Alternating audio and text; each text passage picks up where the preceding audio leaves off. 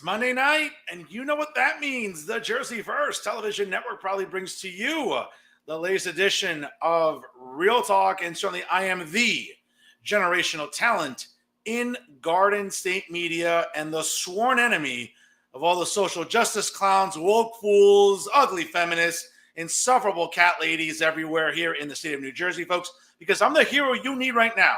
That's right. It's me, Fernando, Uribe. Happy Monday to you all here on this, the 18th of August. Again, the summer is just flying by, folks. Got some little autumn weather this morning. Glad to see that.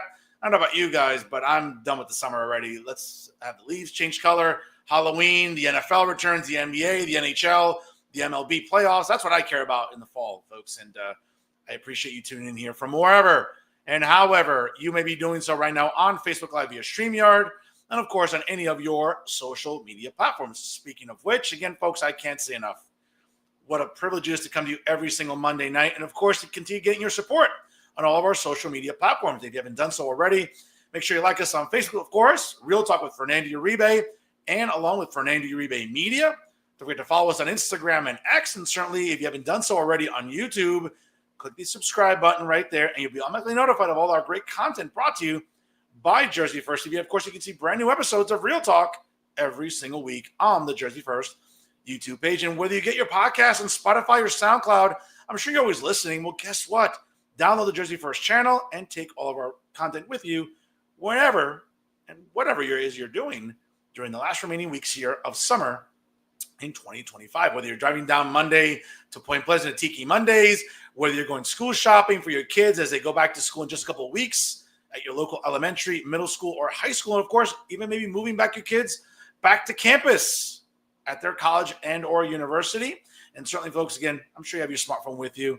Do us a favor. Tune in and, of course, like, comment, and share tonight's episode. It goes a long way in helping get the show out to more people. And again, it continues to give us great traffic and metrics here on the Jersey First Television Network. Folks, I can't say enough what a privilege it is to be, again, front and center here on the channel.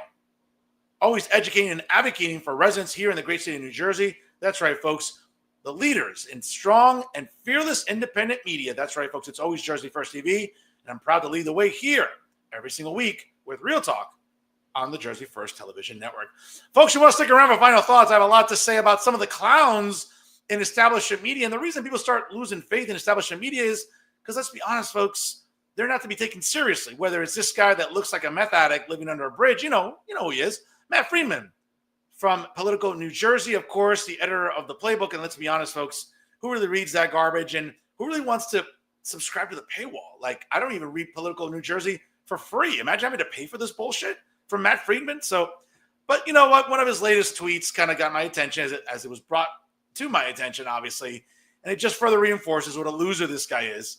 And again, somehow people, well, less and less people take him seriously when it comes to today's establishment media. So, of course, from one useless journalist to another, well, I'm not even sure we can call him a journalist, but yes, from one useless pothead to another, yes, folks, I'll be talking about Jay Lasser. I know you don't recognize him there. I know he has something in his mouth there, so he may not be easily recognizable. But then again, when doesn't Jay Lasser have something in his mouth? Well, that's probably a topic for a different day.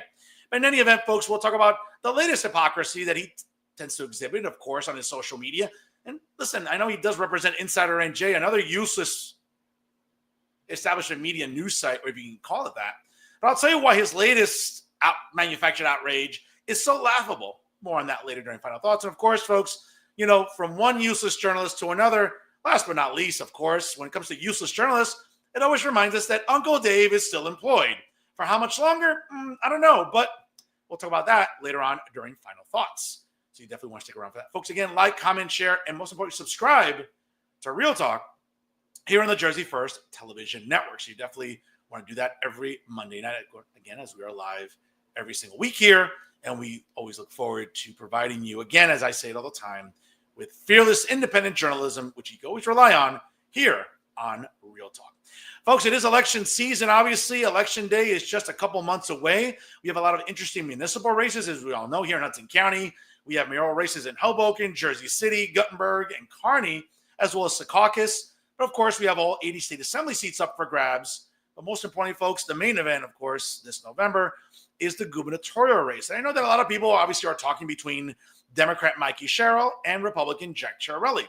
But there are other people running for governor in the state of New Jersey. And again, folks, this is why Real Talk continues to excel, because I bring you the interviews and conversations that the establishment and legacy media just outright refuse to. Again, that's why their metrics are dying, and that's why mine are not.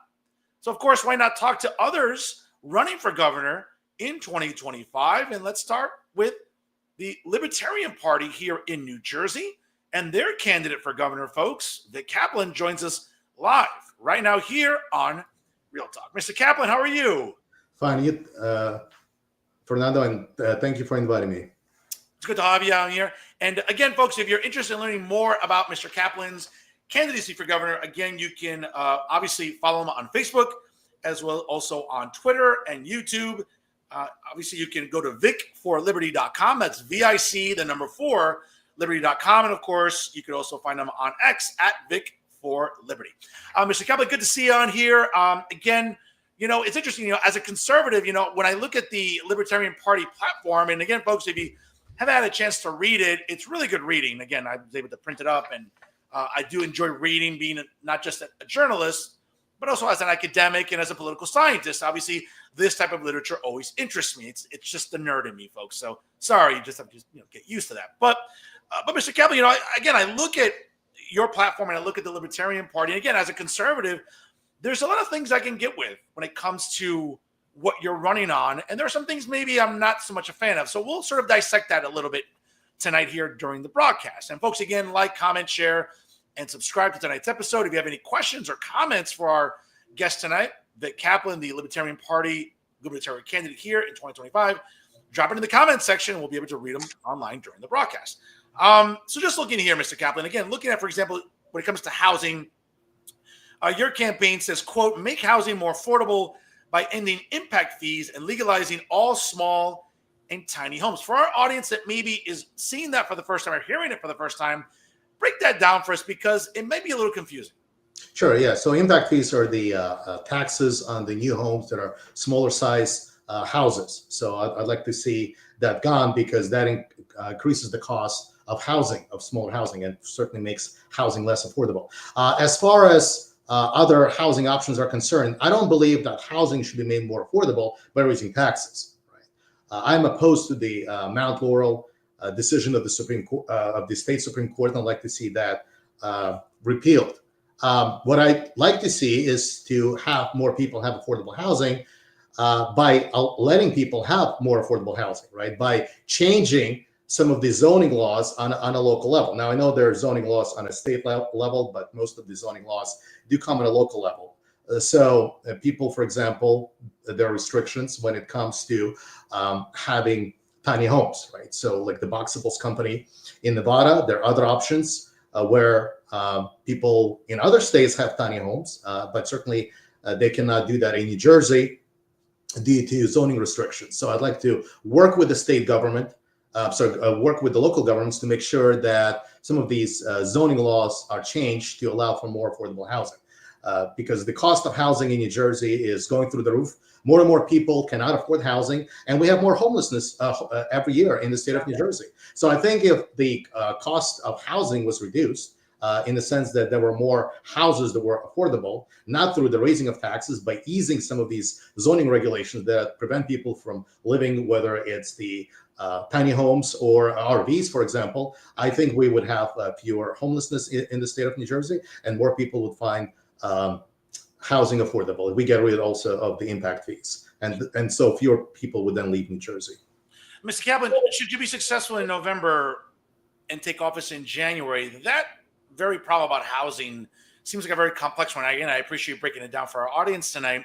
But how do you fix that essentially via executive order as governor, or do you have to really kind of pressure the legislature to either file a lawsuit, take it back to the state Supreme Court, and then maybe have it overturned that way? What's the course of action realistically, though? Well, it's like with when it comes to shared services. I know that the governor can work with local governments to do that, and I would try to, if I were elected governor, I would work with local governments and say, well, how do we, we have an issue, right? We have a problem in the state of New Jersey because people leave New Jersey, and therefore the tax burden that the taxpayers have to face becomes greater for the people who are here.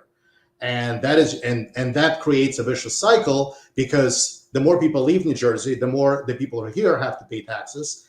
And what that means is that the rest of us have to pay more taxes, and then therefore more people are more likely to leave New Jersey. So I would work with the local government saying, how do we put an end to that? How do we make it so that housing becomes more affordable, you retain more people, right? Because if you do, now you will have more tax base available for the programs you want to fund on a local level. So I would say that what I'm proposing would help your individual municipalities on a local level. And I think that if somebody like me, if I were elected governor, I think there definitely, would be support for that on a local level, because then the people who would have voted for me would then try to pressure or, work with local governments to make sure that there's, discussion and dialogue in getting rid and easing some of these zoning restrictions to make housing more affordable in the state of New Jersey. Listen, without question, it's a very complex problem. And listen, I live up here in Hudson County. I walk 2 blocks. I look at Manhattan every day. And I know that up by me, developers salivate at even if there's 1 square foot of land available. I mean, they want to build on it. And we're seeing so many high rent condos going up, or rental buildings. When I drive through Jersey City, when I drive through Journal Square, if you're familiar with the area, it looks like Gotham City. It looks like so many skyscrapers there. When we go through Southern Bergen County along the waterfront, I mean, we're seeing so many, high rental buildings that, obviously price people out of here. I mean, at the end of the day, a 1-bedroom for $2,000, $2,500 is crazy. And again, we're not even talking. I mean, again, I'm not an architect, or a contractor, but I mean, some of these buildings don't look like the most developed buildings out there. And I mean, again, people are paying an arm and a leg just to live, again, near New York City, near Jersey City, near these financial sectors where there's a lot of obviously commerce and industry situated. So certainly, even throughout the rest of New Jersey, whether it's in suburban Bergen County, all the way in South Jersey, Gloucester County, Cumberland, it just seems like developers are running wild here in the state, though, Mr. Kaplan. Again, in your capacity, is there a solution to try to even neutralize developers in this state? Well, I think that's where local governments would come in, and that's where the mayor and city and town councils would come in. I think that my argument would be that if you do this, you would retain more of a tax base. More people will stay in New Jersey, and the people that will move in would, I'm sure, will be more likely to support you for what you have done for making each one of these municipalities more affordable for people, right? So I think this would be great. I think more people then would be able to move in. I mean, I think that my view is this: if you bought your property, right? Why shouldn't you be able to build on that property? Why can't you have a tiny home on your property if it costs $30,000, $40,000, whatever the price is? Why not make it possible, right? Why can't we have some of these abandoned commercial and residential areas, these buildings be available to house the homeless? I don't understand. This seems like a solution that is common sense. So we have more and more homeless people every year. We have local private organizations saying they do not have enough funds. And I think this is a totally different topic. But of course, if we were to reduce the state income tax and get rid of it, which is a completely other topic, they would have actually more funds available to provide for the homeless as well. No, certainly. And again, it sort of leads me to my next question here. Part of your platform is ending the income tax. And, I do recall the income tax was created long before I was born, but I know, being a student of history, I think it was the early 1970s. And to the best of my knowledge, Mr. Kaplan, it was meant to be sort of a temporary fix when it came to a revenue shortage in New Jersey. Somehow Trenton never got that memo, and they've kept it on the books in the state constitution since then. But it was only meant to be temporary, certainly very different than the 16th Amendment, obviously, to the Constitution, which obviously was the creation of the federal income tax. But here in New Jersey, we went decades upon decades without a state income tax. And sure enough, since the 1970s, it continues to cripple New Jersey residents. Now, if you're going to abolish the state income tax, someone's going to say, well, Mr. Kaplan, how are you going to make up for that revenue source? And what do you say to that? Sure, absolutely. And thank you for that question, Fernando. So I would replace it with the user fees, right? So the example of that would be when you're using the road, you're paying tolls. Right? So you're paying the money to use the road. Of course, you can argue that some of that money is not going where it's supposed to, but the idea would be, for example, if you had a museum, then you would be paying money as you visit the museum, whatever the price for ticket would be. So this could be a state museum that would be completely funded by user fees, by people who are visiting the museum, paying to visit that museum. And I think you can do that for other programs as well. Now, you're right, actually, about the state income tax. You're absolutely correct. When it was started, it was meant to alleviate the question of the funding of education. I was meant to pay for education, but we ended up both with the state income tax and the highest property taxes in the country, and I don't think that's fair. I don't think that's right. You don't need multiple sources to fund education. Now, and someone might say there's nothing more permanent than a temporary government program, right? So what I would do with the state income tax, it wouldn't be something that would be done overnight. It would be something that would be gradual, I would say between 3 to 4 years, but you would reduce the state income tax to a point of getting rid of it and using the user fees to fund the state income tax. So whatever programs they are, they would be funded through user fees. So that is my plan. Well, listen, that sounds very, very rational and logical. Again, I can get with that because, as you just alluded to, we are so overly taxed in this state, Mr. Kaplan. And again, folks, if you just joined us live right now, it is 5:44 on the East Coast.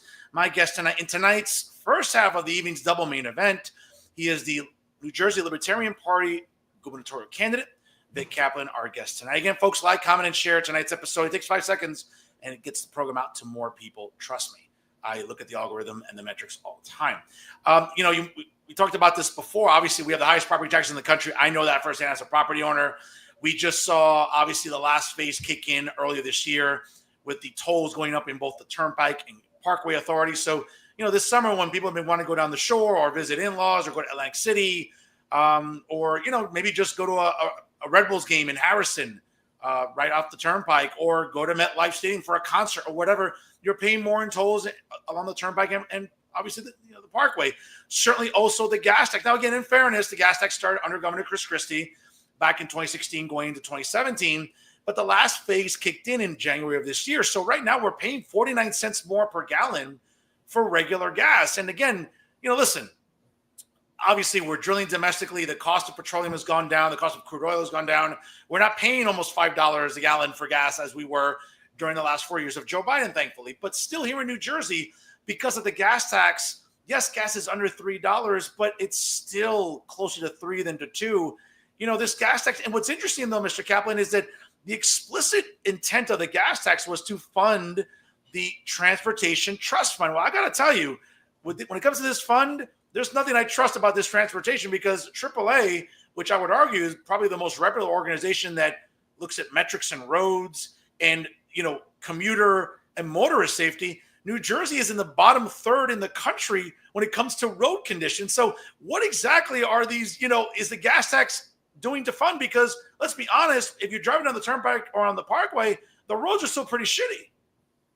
No, I totally agree with you, Fernando. And yes, I definitely believe that the gas tax, right, to the extent that it exists, it definitely should be paying for roads. And actually, I did mention user fees. I would actually support just having one user fee for the use of the roads, where you wouldn't need a gas tax and you would just pay for the use of the roads.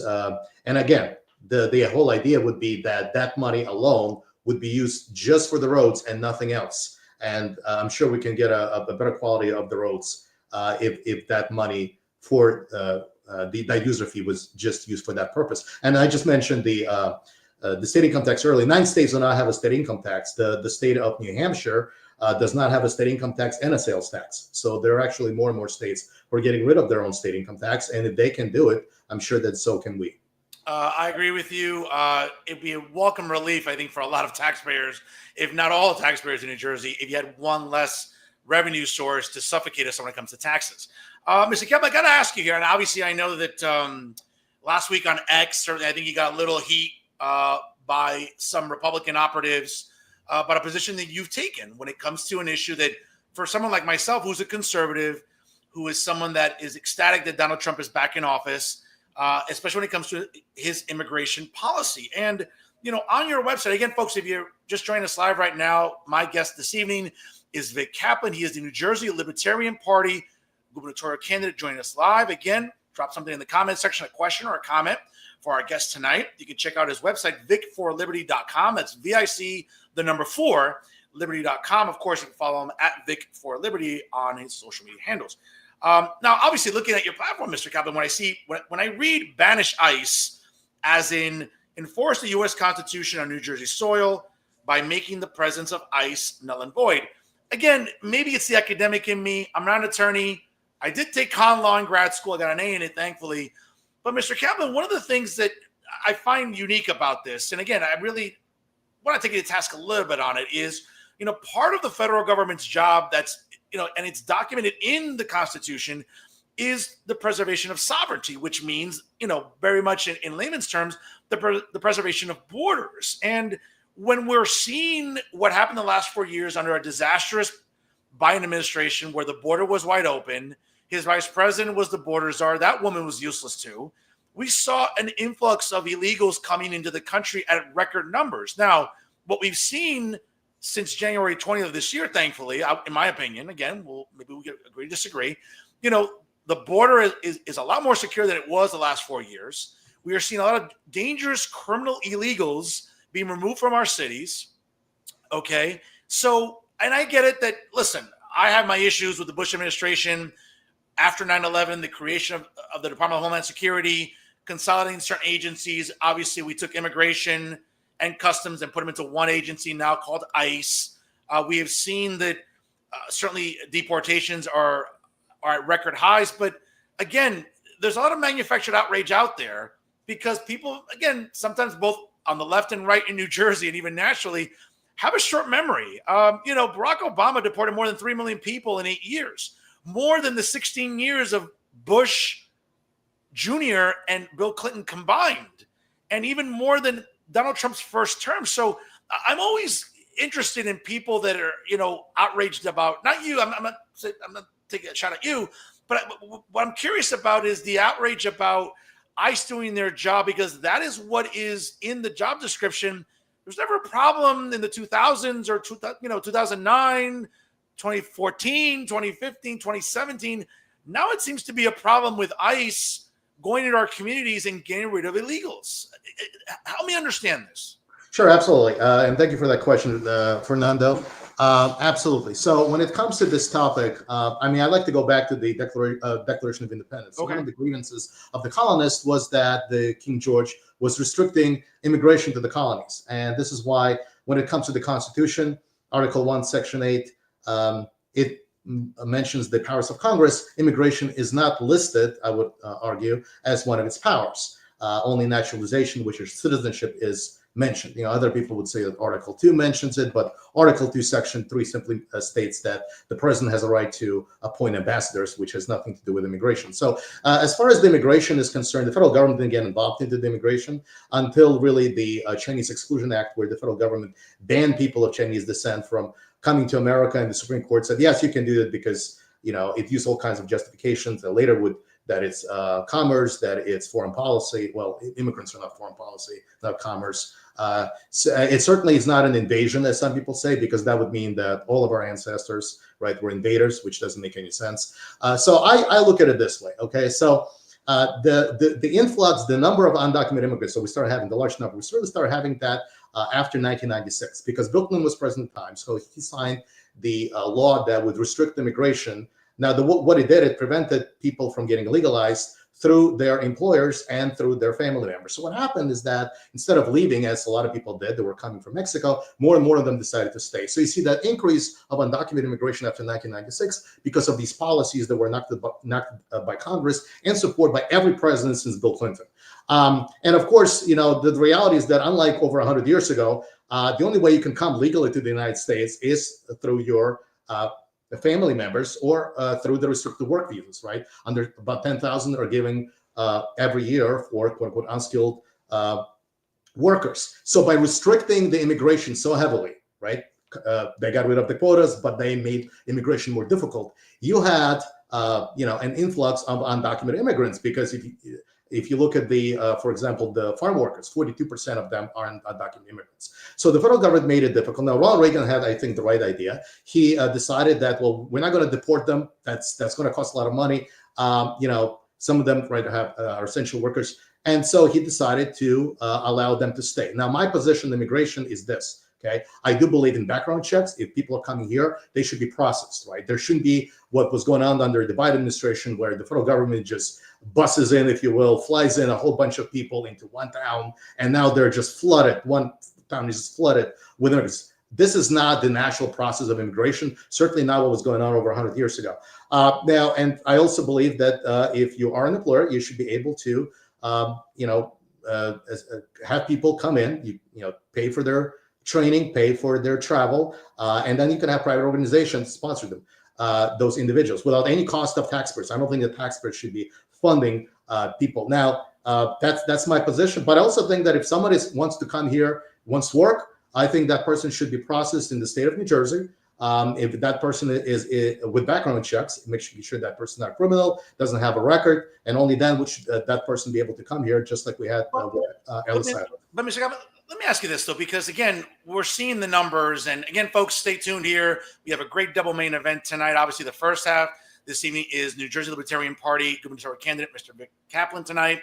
We'll be joined by Michael Archon, the co-founder of Wake Up NJ, later on in the second half of the double main event shortly, so stick with us here. But, one of the things that he talks about, consistently, and is really good at numbers and is really good at detail, is the absurdity, though, Mr. Kaplan. We spend over $7 billion a year to coddle illegals. Now, again, I don't want to get into the semantics of language. I'm very literal. So whenever I hear someone use the term undocumented, it kind of drives me crazy. And I get it. People want to use humanity or whatever other construct that they want. That's fine. I don't criticize that. But what bothers me, though, is that, again, taxpayer dollars in the billions is being used to coddle illegals, whether it is, for example, and again, this is not fantasy. I can thank Assemblyman Paul Kanitra from down the shore in New Jersey here for giving us this information. Yes, when the left gets and progressives get all, menstrual about, well, Medicaid isn't really going to illegals. No, that's true. However, in New Jersey, what happens is that we take Medicaid dollars, Mr. Kaplan, for example, and we take them and we put them into a fund, and thus, yes, it's not coming directly from Washington to illegals' hands and pocketbooks or whatever. But what happens is the $7 billion goes into a fund in which Trenton then appropriates money, which allows illegals to get health care and other amenities, which, again, they don't deserve. They're here illegally. Now, having said that, back to your premise here about your platform, when you say about, again, banishing ICE, if you don't revoke sanctuary statehood, Mr. Kaplan, then what are we doing? Because at the end of the day, we're not going to allow police or law enforcement in New Jersey to go along with federal law enforcement and trying to get these illegals out. So if we don't rescind sanctuary statehood, it just seems like everything else can't happen. Is that fair to say? Well, I would say that, as you mentioned before, that as far as ICE is concerned, was created during the George W. Bush administration, right, with the Homeland Security Department, which itself was controversial when it was created. Sure. But I would say this: for law enforcement, you do not need ICE for that, right? I mentioned the U.S. Constitution. I do believe in natural rights to life, liberty, and property.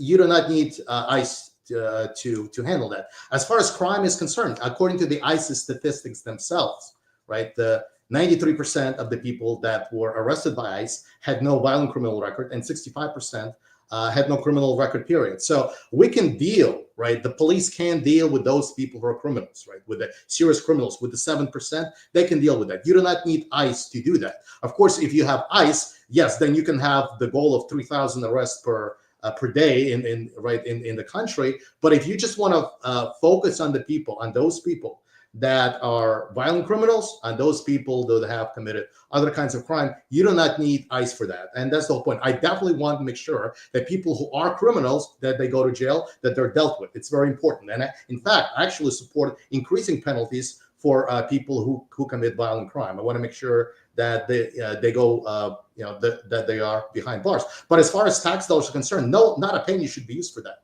right? I think that this is a separate topic, and I totally agree that tax dollars should not be used for that. But as far as law enforcement, absolutely. With those people who are actual criminals, absolutely, there's a way to deal with them. I believe that Ronald Reagan was right when years ago he decided that you're not going to deport them. I mean, this is just way too many resources. And I have to give a credit to Donald Trump. Even he understands that they're farmers, and I've seen people who voted for Trump. He said, listen, if this is what happens, I'm going to lose money. I'm going to go bankrupt, because they do have people working for them who are undocumented immigrants, right, who are farmers. So there's got to be a common sense approach to this, I think, and it shouldn't really something that really doesn't cost more tax dollars. But yes, if you want to, if the argument is that people coming here for aid, yes, then they get rid of it. Get rid of it. Don't you want to make sure people come here for the right reasons, right? If that's the idea, then absolutely get rid of it.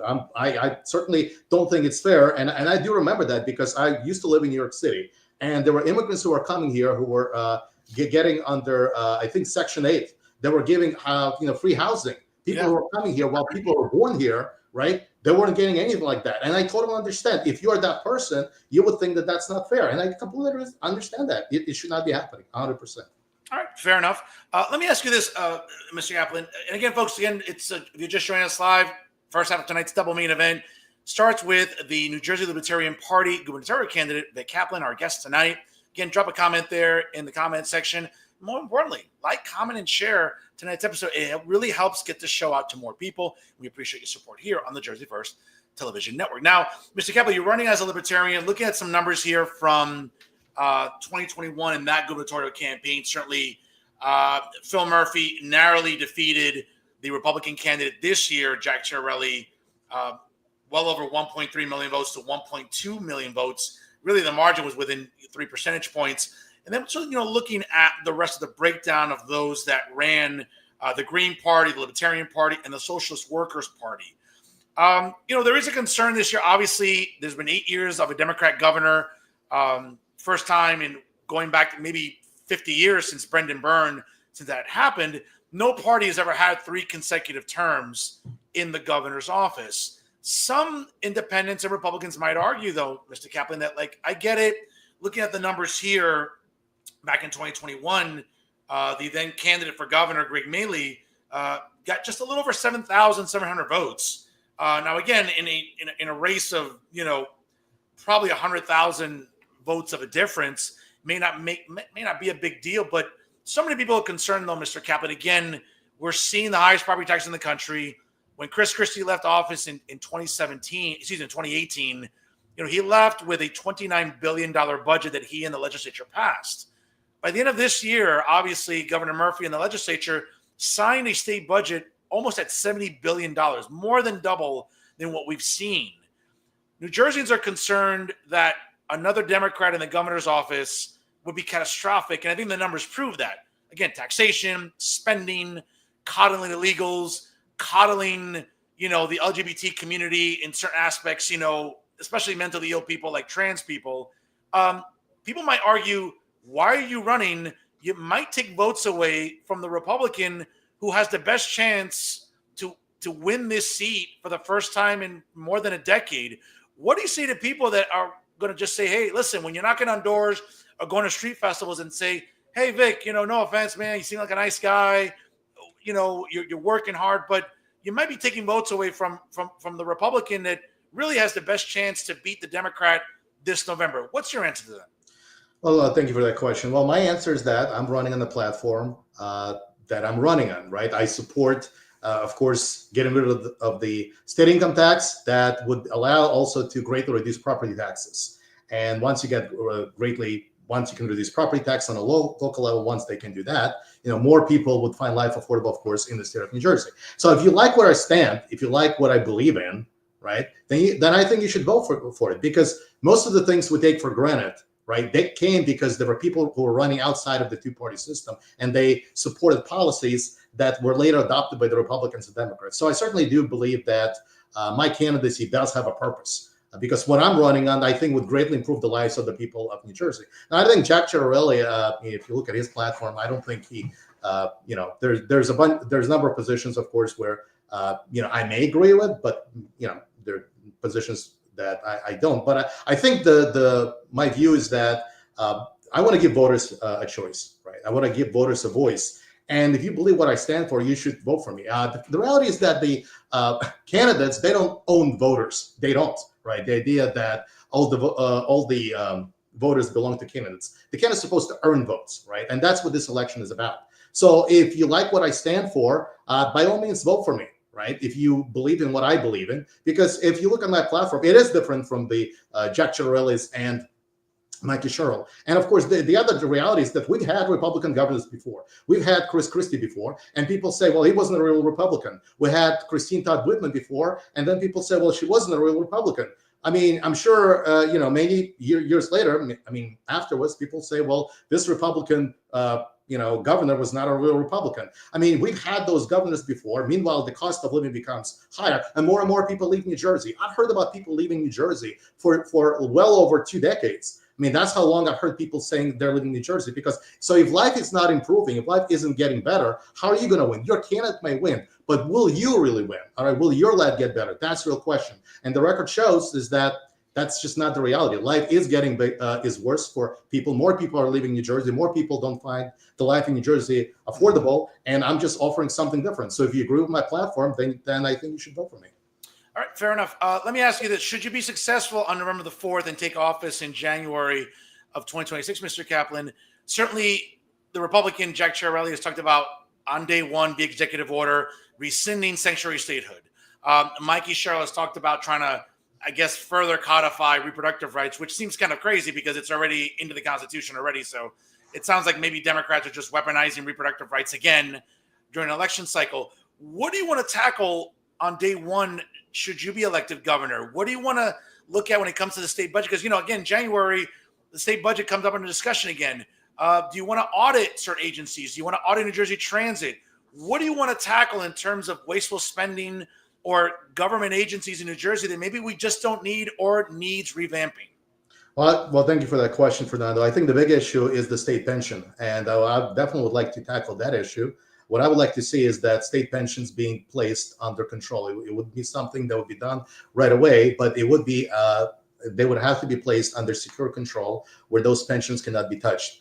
And I would want to handle that issue first. That would be the first issue that I'd like to handle. If I may just add really quickly, I definitely I think something needs to be done about eminent domain and the eminent domain abuse in New Jersey. We have mayors. We have members of council, whether Republicans or Democrats, wanting to seize private land for whatever purposes they want to do that. And I'm totally against eminent domain. Private property should not be used for any kind of use without consent. So if it's your property and the state wants to seize it, the local government rather wants to seize it, or the state wants to seize it, if the owner says no, that really should be the end of that. Okay, fair enough. Let me ask you this again, as we're about to wrap up here, folks, with the first half of tonight's double main event.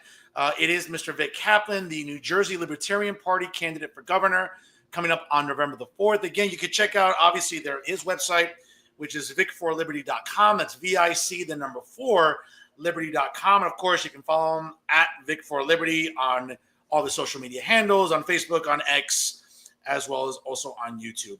Let me ask you this, though, again, as we're about to wrap up here. I know you talk about healthcare, and I think healthcare certainly is an issue that is near and dear to my heart. I'm very much a conservative, but I think one idea or one, talking point that I think progressives get me on sometimes is about healthcare being made available for everybody at a reasonable cost. A healthy population is a good population. Obviously, they'll be more productive in the workforce. There'll be, obviously, listen, we all know now, for the last decade, medical debt is on the rise, not just in New Jersey, but throughout this country. I think I was reading some data over the last couple of weeks where, a decade ago, medical debt was somewhere between maybe 3 or 4% of what Americans are struggling with. We're talking about now more than 20% of Americans have serious medical debt. And obviously, I think that's due in large in part to not having access to healthcare. Listen, we're not the VA. We're not Denmark. We're not, Norway, where it's a 10 million population. We're talking about a population of over 400 million people in this country, though, Mr. Kaplan. So when we talk about healthcare, A, making it affordable, B, making it accessible, realistically, what could you do as governor in New Jersey to help make healthcare more accessible and affordable to New Jersey residents? Yeah, thank you for that question, Fernando. Well, one thing I do support doing is getting rid of the certificate of need laws, where the hospitals have to get permission from the state government in order to, have services. I do support getting rid of those laws. All the studies have shown that these certificate of need laws increase the cost of medical services by as much as 11%. And in places that have population over 100,000, they reduce hospital beds by more than 100. So we need to, I think, get rid of the certificate of need laws, which should reduce the cost of medical services. All right. Well, folks, again, there you have it there, Mr. Vic Kaplan. Again, I appreciate your time, man. Certainly coming on. And one of the things I take pride in, Mr. Kaplan, I think, as you know, we talked off the air, is that during this election cycle, the establishment legacy media is continuing to really falter because they're not talking about the issues with everyday residents. And certainly they can be very fickle. I like to talk to everybody. I talk to all candidates, left, right, center, conservatives, progressives, libertarians, even socialists on this show. Again, that's what makes my podcast different than everybody else's. So I want to give you an opportunity, A, to talk about your platform, B, sort of explain what you represent as a libertarian, because for a lot of conservatives like myself, you read the Libertarian Party platform, and there are a lot of things that I can say, yeah, I can get on board with that. So I want to give you the opportunity to come on here today, talk about your candidacy and platform. We'll certainly talk more again during this election cycle as we're coming up into the fall. But I want to give you this opportunity to talk with me today, and I appreciate your time. I'll give you the last word here tonight on Real Talk. Yes, thank you, Fernando. It's been a real pleasure inviting me. I really appreciate it. Again, my website is vic4liberty.com. That's vic4liberty.com. If you like what you see, if you visit my website, please feel free to donate, to volunteer for my campaign. Look, at the end of the day, if this is what you believe in, if these are the ideas that you share as well, then by all means, please join my campaign and please help this carry forward. I think that people of New Jersey will really benefit from some of the ideas that I have shared. And if you think that they should be done at a local level, that we should ease up on some of those zoning restrictions to make housing more affordable for the people of New Jersey, by all means, let's do this. Okay. So thank you again, Fernando, so much for inviting me, and it's been a real pleasure. Again, Mr. Kaplan, I'm not so bad, right? I mean, again, I'm a reasonable conservative. Listen, the reason people watch the show is, we're not having screaming matches. We're not, yes, we'll agree to disagree on some things, certainly, right? But we can, we can be amenable to each other. We can be adults. And I think that, quite frankly, and again, I don't want to get on the soapbox here and be sanctimonious. I'll leave that for my colleagues in the establishment media. But the reason I think that people get turned off by media of any kind is not not having the ability to have a conversation. I'm glad you're able to come on here today, have a discussion about your platform. You're running for governor. You have the signatures. You're on the ballot. I don't like to discount anybody. I know what it's like. I ran for state assembly many years ago. I know what a struggle it was. But hey, if you get the signatures and you're on the ballot, hey, you're a candidate. So I don't like to dismiss anybody. I don't like to say, oh, well, I can't take that person seriously. Hey, if you're a candidate, you're a candidate. Good for you. Best of luck to you during the cycle. I'll talk to you later this fall here, and obviously we'll continue talking. Do me a favor again for you and members of the New Jersey Libertarian Party. It takes 5 seconds. Like, comment, share, retweet tonight's episode. I appreciate your time, Mr. Kaplan. Best of luck to you, and we'll talk to you again soon here on Real Talk on Jersey First TV. Thank you again, sir. Thank you. It's been a real pleasure. Bye-bye. Take care. Folks, again, great conversation there. And again, this is what we have on this program, folks. This is what makes me different than a lot of these establishment and legacy media types who don't talk to everybody. Yeah, they'll be dismissive. They'll kind of, flip their nose at people. I don't do that, folks. I talk to everybody. I like to have conversations and break down policy and break down data. And you know what? That's what matters. Not just talk about kitchen table issues. Listen, folks, that's really important. But breaking down the numbers behind the kitchen table issues is just as important, folks, especially during this election cycle. And I can't say enough about the importance about doing that during what I would argue is probably the most consequential gubernatorial candidacy and election in my adult life here that I've lived in New Jersey. So, you know what? When we talk about kitchen table issues and we talk about what's going wrong in New Jersey, it's important to talk about data. It's important to talk about policy and what's going wrong in New Jersey, right? Well, guess what? Who better to talk about numbers and data then one of the co-founders of Wake Up NJ. He's one of my favorite guys. And guess what? When I go on X every morning when I'm having breakfast and I go on Twitter, let me tell you, I'm always looking for his page because it's informative. And if you haven't done so already, make sure you follow him at Wake Up NJ. And trust me, folks, he has a lot to say about what's going wrong in New Jersey. And trust me, there's plenty to talk about for sure. Folks, he's one of the co-founders of Wake Up NJ. My good friend, Michael Archon, joins us live now on Real Talk.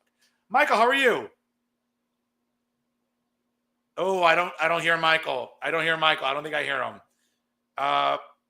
Yeah, I don't hear him. Do you hear me?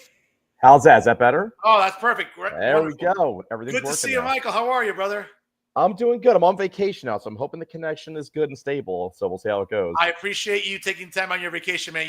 If anyone deserves a vacation, it's you, man. You're putting out great content, almost not even daily. Like it seems like hourly, and we're all grateful for that. So, not sure if you had how much of a chance you had to hear my previous interview. Obviously, the first half of tonight's double main event, the Libertarian candidate for governor. Again, I want to talk to everybody. Obviously, not just I'll be talking to Mikey Sherrill later on in September, as well as Jack Ciattarelli. But I want to talk to everybody, man. What were your thoughts on what you caught, if anything, of tonight's interview with the Libertarian Party candidate? Well, he seems passionate about, wanting to fix things here, and obviously has his platform.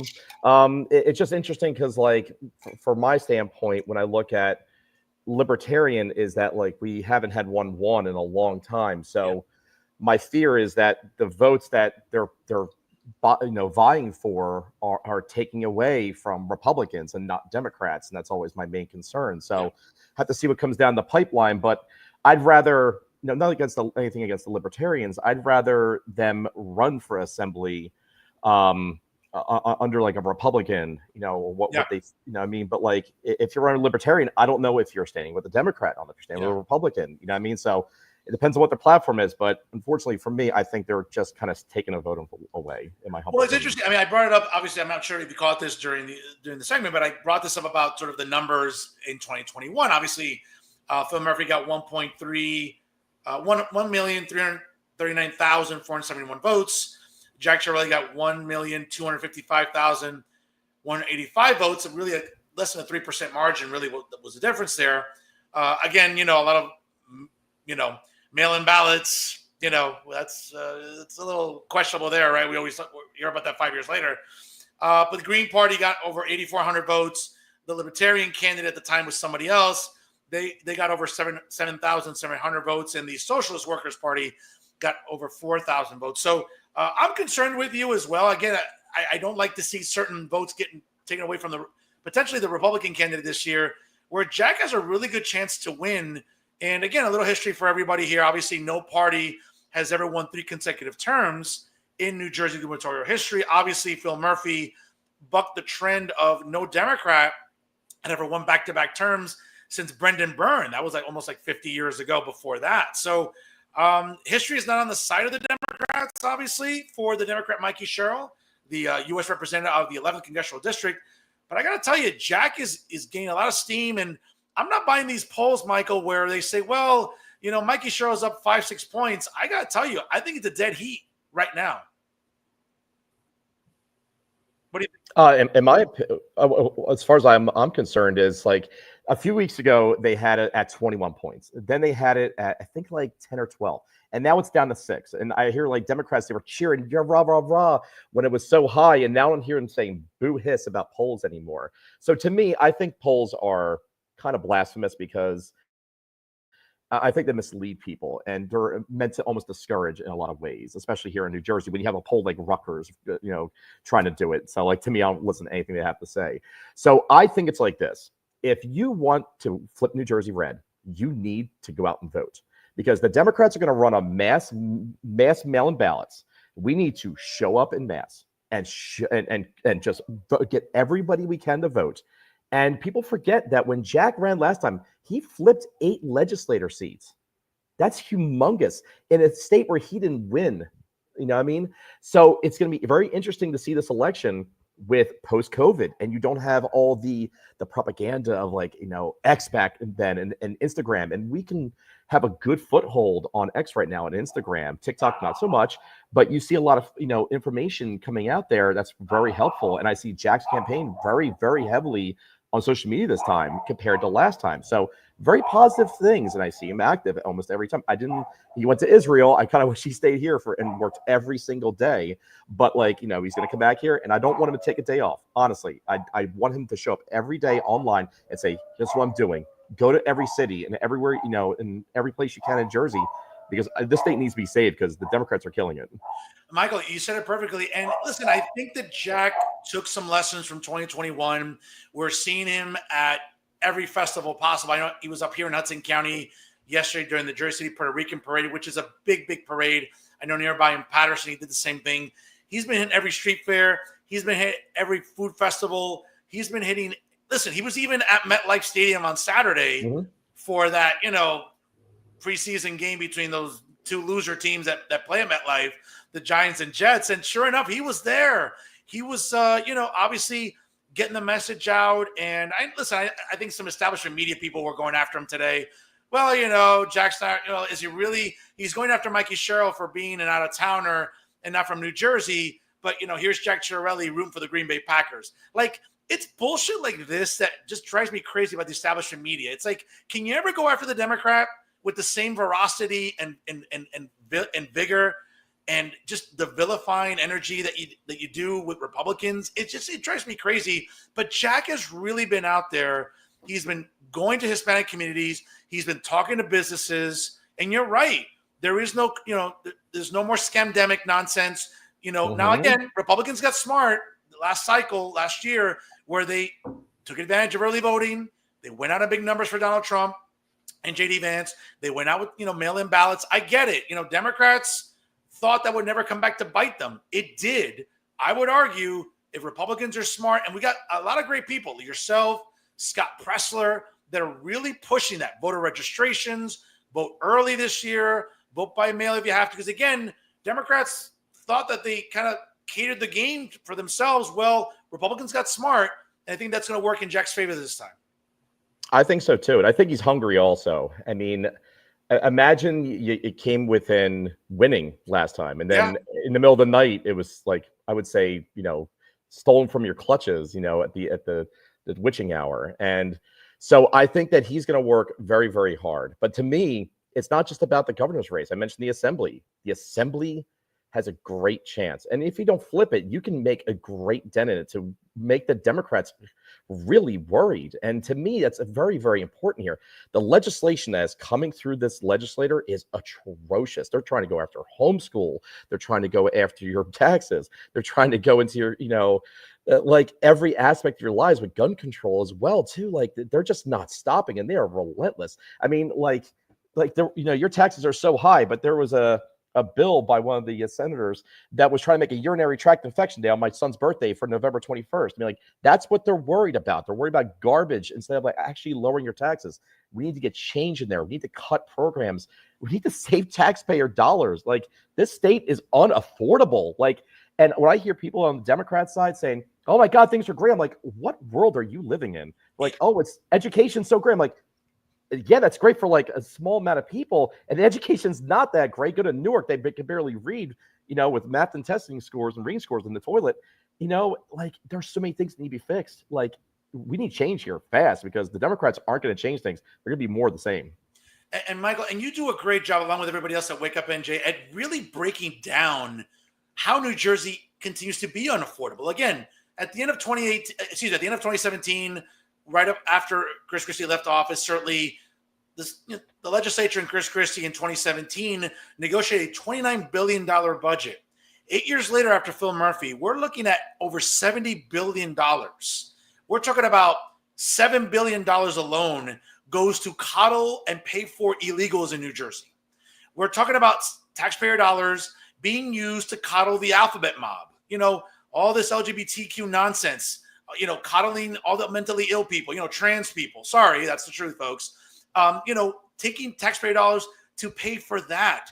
Not just only that, but all these unnecessary state agencies. Meanwhile, New Jersey Transit is still shit, right? The roads that supposedly the gas tax were meant to be used, right? The funding from that is supposed to make the roads on the Turnpike and Parkway easy to navigate. Well, guess what? AAA came out with a study again this year that New Jersey is in the bottom third in the country when it comes to road quality. So it kind of makes you wonder, to your point, Democrats seem to keep living in this disconnect. Last year, the economy is great. You don't know what you're talking about. Oh, you're overreacting. Oh, the border's fine. No, it's this level of disconnect that cost Democrats the presidency, the House, and the U.S. Senate, and multiple municipalities throughout the country. And it seems like that's the playbook again this year. Oh, it's not that bad. No, it's not that expensive. No, if you start a business, New Jersey's still business friendly. Like, what the F are people looking at when it comes to numbers? And you do a great job of breaking that down for us. Well, it's a great work for a lot of folks that send me information too. I mean, like, just imagine if I had access to a lot more information within the government instead of having to do like an Oprah request. This is like just surface level stuff that I'm finding. And you mentioned the media is a big proponent. You go to like NJ.com and Star Ledger. They're ran by a Democrat who's donating to Democrats, including Mickey Sherrill. So that's an arm. That just came out over the weekend, and credit to my good buddy David Wallstein, the editor of the New Jersey Globe, for putting that out there. Do you think NJ.com would have any transparency and admit it themselves? Of course not. Well, they did actually do an opinion piece against Mickey Sherrill. I was kind of surprised. They had to like throw a little nugget here once in a while. Yeah, that's sort of like, what that reminds me. It's sort of like even the fat chick during last call at a bar gets a little attention. It's like, really, I'm not going to take that seriously. But listen, you're absolutely right. The idea that NJ.com or even NJ Advanced Media is going to be somewhat objective and calling balls and strikes fairly during this fall, I find it hard to believe, man. Yeah, completely. And it doesn't just stop there. I mean, you got like the Courier Post, you got like 6 ABC, like they're, and they'll say they're kind of medium, but they're not. They lean left. So what you got to do is this. Anything that they say, you have to like really take with a grain of salt and kind of dig through the raw data, because they're going to like BS you. Like they said, like, oh, New Jersey's the third best state in the country. We are the third worst state for affordability. That is the only number that matters. 100%. You can say all kinds of stuff right here. And they mentioned that we were like number one in safety, which made absolutely no sense considering that we just had a DUI on a mother and her daughter from an illegal. And I see stabbings, murderings. These cities are atrocious here. So don't tell me about like we're number one in safety. I'm not too sure what Walla Hub was thinking. I want people to dig into the data, dig into the information themselves. Be objective as well, but make sure you don't get bamboozled by these Dems trying to tout you and try to swindle you with stuff. I see $7 billion going to illegals. I see $1 million going to woke diversity and inclusion from an executive order from Murphy. Like, why? Why is all this money? Why we have hidden costs in our electric bills from Democrats for pet projects like clean energy equity, EV rebates? Why? Why is that crap in there? And the relief they gave you on your electric bills, that $100, is a hidden cost in your electric bill via Correct. the SBC, via the Clean Energy Fund. It's all horseshit. I'm sorry for cursing. It really is. Listen, Michael, you're absolutely right. The whole anchor program is bullshit on face value. It's like, oh, how nice. The tax dollars I already pay are coming back to me. They should. So the idea that the anchor program, and it's interesting, again, the anchor program comes out every fall, right around election season. And I get it. Some people, listen, unfortunately, there's the vote blue no matter who crowd in New Jersey that, are going to vote for Mikey Sherrill. But this is what's really interesting. I've talked to some operatives who will remain nameless throughout the state in different counties. I got to tell you, there is a serious, now again, irrespective of what we know about Chris Christie today, but in 2009, there was a certain energy about John Corzine, and a lot of Democrats stayed home. They did not like Corzine. They knew the state was going down the wrong path under Governor Johnny Dollars. And again, irrespective of what we think about Chris Christie today, 2009 Chris Christie came across a lot of fresh ideas and came across as, hey, I'm going to try to fix New Jersey. Now, again, his legacy speaks for itself. We're not going to dissect that here today. But that sort of apathy that was out there by a lot of Democrats. And again, Democrats still have an advantage. Yes, it used to be 1.2 million more registered Dems. The number's gone down thanks to good people like Scott Pressler and people like yourself that obviously motivate people to register to vote. But what's interesting is even, around 700,000 more registered Democrats, there is this lack of enthusiasm for Mikey Sherrill. And I can tell you, I hear it from Democrat operatives in Gloucester County, Somerset, Middlesex, Hunterton, Bergen.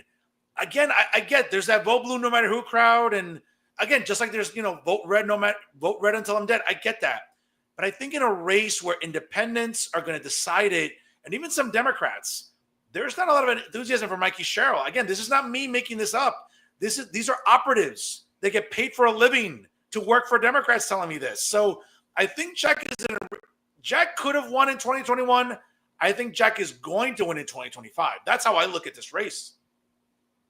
I look at it, if everybody comes out, we win. As I said, the Democrats are going to go with mass mail-in ballots. That's going to be their key. They're going to run on gun control and abortion. They're already doing it. They're going to run on TDS, Donald Trump. But here's the thing. When I go into some of these reels on TikTok, that doesn't work. The TDS doesn't work for people here, because guess what? You live in this state too. You see the nonsense that's going on as well. There's only so many times you can run on affordability before you see your bank account and you have nothing in there. And you're asking why. You can't blame Donald Trump. You have to blame who's running the state. That the people here are running it into the ground. And when you mentioned the budget, the budget's $58 billion this year. Anchor cost the taxpayers $27 billion this year. I mean, the S2 funding formula caused catastrophic property taxes in so many counties. The one county, I think, went up like 31% in like Tom's River. I'm not sure if that was Lacey or Tom's River. The one township I just did today, it was 10%. That used to be a 2% cap. We're at a point now where things are unsustainable. And we're going to have, I foresee foreclosures in our future. And this housing market that's been exploding, value-wise, is going to just start plummeting, because there are just so many problems here. And I feel like it's like a volcano, right? The Democrats are just stacking, just trying to bear it down, to keep trying to win. But at a certain point, it's going to erupt and blow up in our face. We're headed for a fiscal crisis. And it's like 8.1 deficit. I forget the exact number, but we're heading for a very bad deficit here. And there's only so much you can keep piling on and keep sucking dry of people here. At a certain point, something's got to give. Would you keep your banker, your bank rep, if he kept taking money from you and nothing was changing, you weren't seeing any returns? You'd fire them instantly. Absolutely. Folks, if you're just joining us live right now, it's 6:29 here on the East Coast. My guest right now is the second half of tonight's explosive double main event. He is one of the co-founders of Wake Up NJ. Michael Archon joins us live here, even on vacation. He's such a gentleman, and I'm grateful to him. Folks, like, comment, share, and subscribe to tonight's episode. Again, it takes 5 seconds to do that, and it really helps get the show out to more people here via the Jersey First Network. Michael, listen, you hit it out of the park with all of the points there. And getting back to the budget, again, it's interesting because the budget discussions always start in February, and it never really ever gets settled until literally the week before, where we start seeing a lot of pet projects be put in there. And I can tell you, I'm pretty certain it's over $58 billion. I think it was somewhere around 60-something billion dollars this year. And it just kind of makes you wonder where, again, the taxpayers are flipping the bill for this. To your point, a lot of these programs for DEI. I think we've come to know, folks, that DEI is bullshit. These programs are not working. Okay, I just saw the first home plate female umpire in MLB last week, and of course a DEI hire. And what happened the very very first pitch? Blown call. So that's just me ranting. But folks, we've come to see what a disaster DEI has been. We've seen what a disaster, Michael. The idea that Trenton thinks that they know more than you do about your kids and education and what they should be exposed to for kids as young as 5. Listen, Jack has been on the money with everything. Jack's not going to coddle mentally ill people. Jack's going to make sure that parental rights are reinforced in New Jersey. He's going to rescind sanctuary statehood. I think that itself should be a landslide win, even for the most blue-collar Democrat that even sees New Jersey going down the shithole that it's going to. That's what I would argue, man. I would argue there's a lot of things stacked against Democrats. You mentioned sanctuary states. I mentioned that mother and daughter that were just killed in the car crash with the illegal. These are things that are going to hit people home, and you have to make sure you keep them aware of it. The media is not going to really try to describe that to you. You have to basically say, here, see what's happening here. And I don't care if you're a Democrat, Republican, you would not want that happening to you. And you ask, why is it happening? It was, well, Democrats push sanctuary status. And I should play my video of Murphy saying we're going to do it and codify it. Like, these folks want them here. It, like, you want it obviously for census reasons and other nefarious reasons. But the point of the matter is that, like, sanctuary cities and states need to go. And it's a slam dunk issue with independence and definitely needs to be hammered home. You know, you mentioned I mentioned electric bills. Electric bills are humongous, and hopefully get to talk about that soon too. But man, just I think about the sanctuary stuff. It just drives me nuts, like how much they want to coddle. You saw that the ICE facility there in Newark, and how badly they were trying to like gaslight people with things. Like, why are you trying so hard to keep people here that shouldn't be here? Like, when somebody's like, "Oh my God, they're just here," it's like, if you came here illegally, you're a criminal. It's flat out. You committed a crime the second you walked here. Correct. And I'm sorry to say that. It's really disheartening to hear that people are trying so hard to protect people. It's like, if I was killed, my family would be suffering. I would not want that to happen to you in your house. I don't care how extreme left you are. It should never happen to you. Correct. It's terrible. Look at that illegal that killed that family in the van in Florida. Just make an illegal U-turn. That should never have happened. And again, it's these sanctuary states like California giving driver's license to illegals. Same thing here in New Jersey. Again, folks, all that does is essentially water down car insurance here in New Jersey. Because let's be very honest, Michael, a lot of illegals aren't leasing brand new vehicles. They're not even leasing, pre-owned used vehicles. They're going to be insured by the least common denominator, and these insurance companies don't care. They're going to they're making money, and guess what? That isn't a great deductible. They're not driving. I mean, listen, for a lot of these illegals, driving on paved roads is a new thing. I mean, they're used to driving on dirt roads in the countries they're in. So the problem is that the left and progressives in New Jersey, again, it's like, oh, their heart's in the right place, but their head's up their ass with these bullshit policies that endanger New Jerseyans, that endanger moms, dads, children. Take your pick. Whether it's funny to me how the left loves their performative outrage. You mentioned, Delaney Hall in Newark, right, where Ross Baraka, the mayor of Newark, wanted to, serve the ICE facility with, building code violations. Since when does the mayor of a city decide to go to a facility to issue, building code violations? It's so performative with these people. Look at Monica McIver, the representative in the House, knocking down. When you look at her, just her breathing on someone's going to knock you down. But like, look at her, like assaulting a federal official. Okay, look at other people just assaulting federal officials, not just in New Jersey, but around the country. It just seems like the left embraces and loves criminality, loves illegals. And again, if Jack doesn't win and he doesn't rescind sanctuary statehood and let police officers work with federal law enforcement to get rid of these dangerous criminal illegals, and I get it, there's a lot of illegals here that are just here working. I get all that, Michael. But that's not who ICE is going after. ICE is going after the worst of the worst scum in New Jersey. Traffickers, drug dealers, pedophiles, sex offenders. But yet Democrats, far left Democrats, and the left are just like, well, this is just inhumane. By the way, as I said to my previous guest, because I know we were talking about his opposition to ICE. By the way, folks, again, stop with your performative outrage bullshit. From 2009 to 2016, Barack Obama deported over 3 million people. That's more than the 16 years of President George W. Bush and President Clinton. That's more than Donald Trump's first term. Where was the outrage about, Barack Obama deporting people? Did the economy collapse, Michael? Did all of a sudden service industry go to shit? No, it didn't. So it's just more performative outrage from the left, especially about illegals, Michael. Well, Ross Baraka, I believe, was down in the polls, and that's why he went to Newark to try to bolster his campaign. And you mentioned car insurance. So I'll piggyback to that for 1 second here. Premiums in New Jersey are up 17.2% in 2025. That is a record high of nearly $2,400 per year. That's insane. And guess what? In the state of New Jersey, your insurance covers your car, not the car you had the accident with, by the way, too. And that, to me, is horse shit, okay?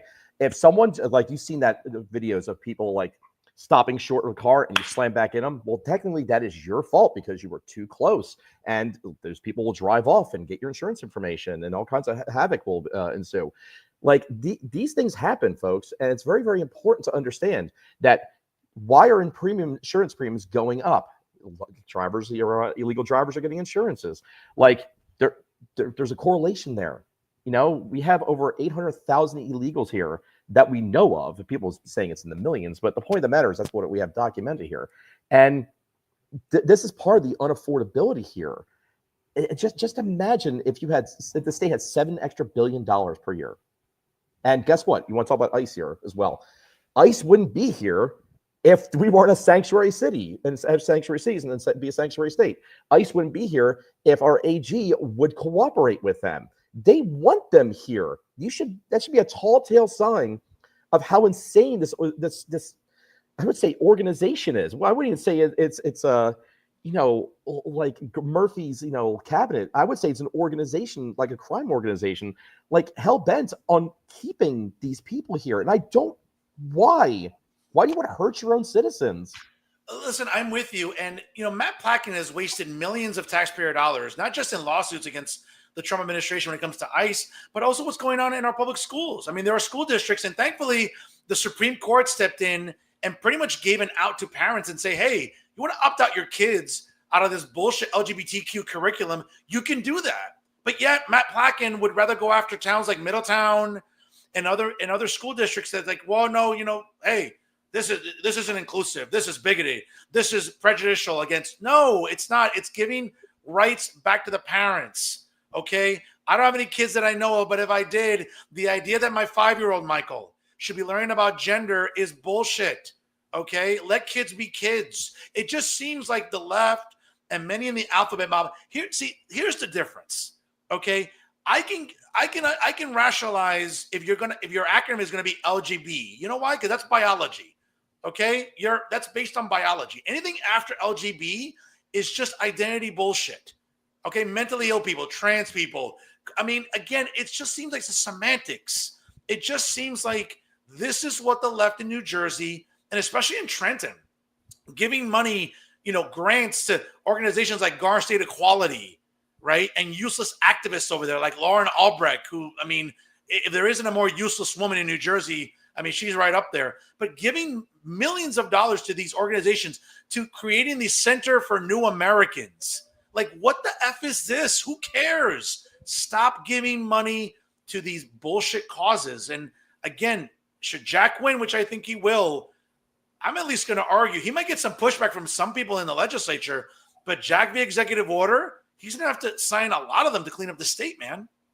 Well, the first thing you do is get rid of, I think it's EO 265, the DEI one I mentioned here, and that's the Office of Equality and Inclusivity. Yes. But big thing that we did, like along with my friend Kristen and Christine Cobo and Christine, when they were talking about what the school they go to, but they were fighting back against the inappropriate books in school. Like, the problem with like the lefties is that like they're yelling, we should have this, be in school because our kids should have access. And I'm like, no, you're using taxpayer dollars to push inappropriate books that's in violation of the obscenity law. And then they'll say, oh my God, you don't have, that's your opinion. I'm like, no, that is a fact of actually what's written in the text for the obscenity law.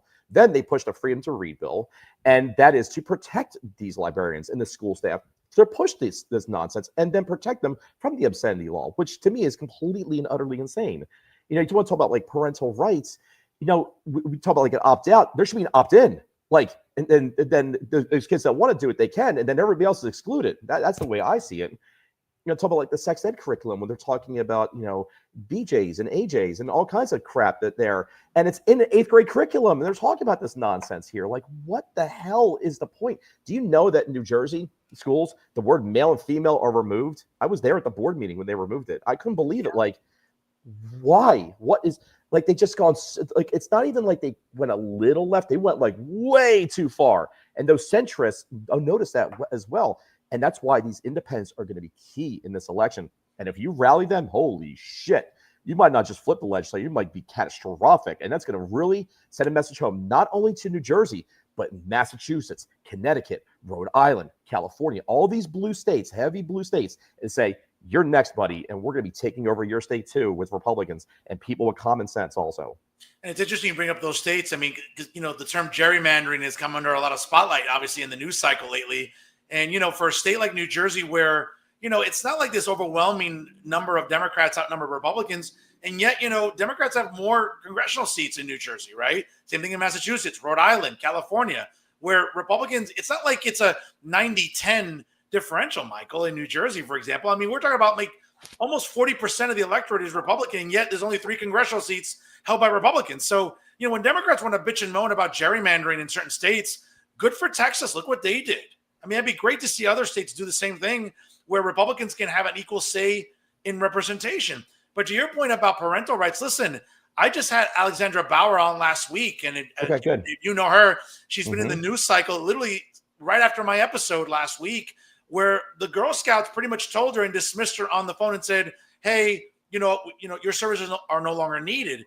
Why? Because the Girl Scouts want to push all this alphabet bullshit out there? No. And good for her. She's been on Newsmax, Fox News, everywhere, News Nation. Good for her. Other good patriots like Kristen Cobo, you mentioned, other organizations, New Jersey Family Integrity Center, as well as yourself, Moms for Liberty. It just drives me crazy how the establishment and legacy media would rather vilify these organizations, Michael, than actually get to the root of the problem where they're standing up for parents. They're standing up for kids. Listen, if you're a drag queen or you're mentally ill, trans people, and you want to read to kids, great. Go to jails. Read to inmates.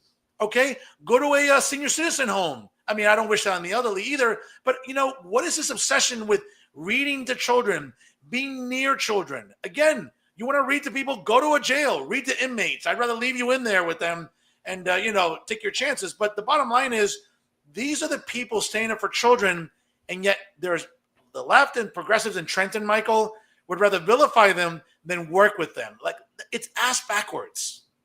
I remember, Fernando, when I read from one of the books, and it was called, I think This Is Gay, and they're talking about like butt plugs and your hungry hiney hole is going to gobble it up. I'm like, I can't believe like this is like in school. I mean, like that's literally in a school where Martha Hickson pushed that book to stay there. And it blows my mind, like still this day. And if you actually just showcase that, I'm being serious with you, no, not extreme lefty, they're going to be too far gone. If you tell that to a common sense person, even a common sense Democrat, and read from that book, okay, and say, is this appropriate? And they say, no. Well, your party approved this book and wants to push it. And not only that, they want to push even more than that. I remember being there and they had genderqueer, Andrew Zwicker was waving it out. He had one of the books that had an oral session happening in the book. Like, what are we doing here? And one more thing about the gerrymandering here, okay? So 9 of our 12 Congress seats are Democrat held, and obviously the other 3 are Republicans. So Republicans have 24.2%, and Democrats have 38.3%.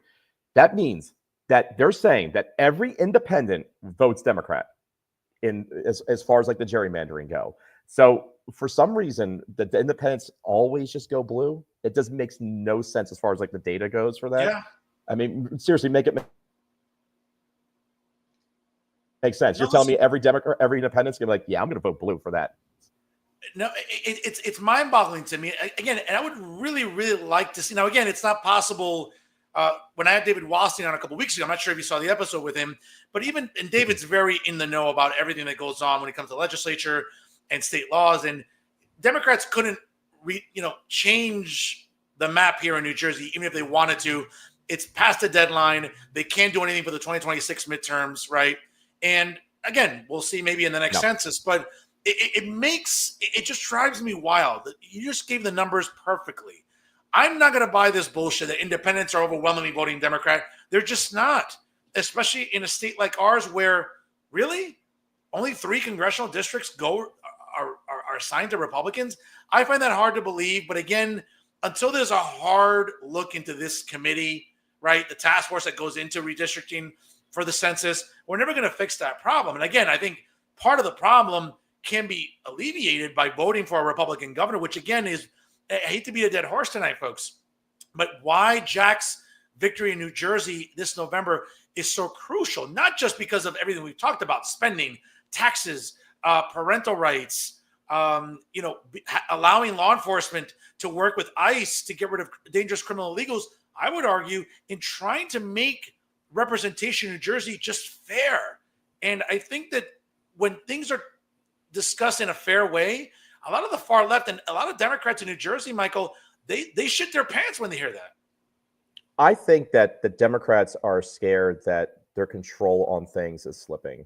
And you see it with the media. I mean, look at just like 4 years ago. Being on X and Instagram was hell. Like you couldn't just say boo hiss. Like anything you said would just be censored. And now like you can actually get information out there. And Mickey Sherrill is ratioed almost every tweet she's on X and even on Instagram. She's got like a middle of the road here. TikTok, she, as I said, mentioned before, she's doing good. But like if the flow of information is going to be paramount here. And I just see so many topics that are stacked against Democrats. They have an uphill battle, in my opinion. You mentioned it was neck and neck. You said it was dead heat. I actually think Jack is winning right now. It's just a matter of come like September when, it's going to be accelerating here. And obviously you're going to have the debates. Yeah. What kind of games are the Democrats going to play? You obviously the electric bill relief, the Democrats are actually pissed about. They're actually laughing and mad at the Democrats for not giving them more and giving them crumbs. Hammer that information home about who is screwing you. Correct. Like just imagine, I did a speech in Seaside. They're trying to ban bird feeders, gas leaf blowers, gas stoves, gas cars. Like there's so many things they're trying to do. Do you want these back? Do you want plastic bags back? It's Virginia. Okay. Like, hug this thing. This is what you want back here in Jersey. Yeah. You're not going to get that with Democrats. And them banning plastic bags jacked up the plastic usage by 300%. They've made things worse. You're sucking down paper straws that PFAS chemicals in them. Like, why? What are they doing? They're doing it for optics, but they're actually killing you and they're hurting you and hurting our country, hurting our state, hurting our country too. Sure. There's just so many things stacked against them. Hammer issues home, they lose. It's guaranteed, but you need to get people out to vote.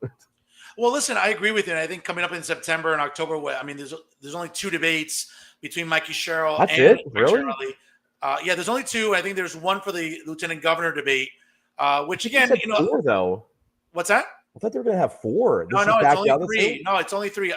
The New Jersey Globe, along with Rider University and NJ On News, is going to be hosting the first one. And I believe the second one's going to be like more of a local regional thing, like Fox 5, ABC 7, something like that. And then the third, I believe, is a lieutenant governor debate. I forgot. I'm sorry. I think the lieutenant governor is either on Channel 9, one of those affiliates. But you know what? Jack is going to, I think, get the better talking points because at some point, and this is sort of the I would argue the slippery slope that Mikey Sherrill is on. She can't throw Phil Murphy under the bus, even though, he's ending his term. She can't really throw him under the bus. And when she talks about, I want to make New Jersey more affordable. The problem is all Jack has to say is that, well, Representative Sherrill, why is it unaffordable? And all he has to do is just list your talking points and everything else that's out there about, oh, wait a second, the budget is just skyrocketed under Democrat control. Electric vehicles, you want to keep the electric vehicle mandate. Why? Why do you want to do that? You're hurting your own voter base because guess what?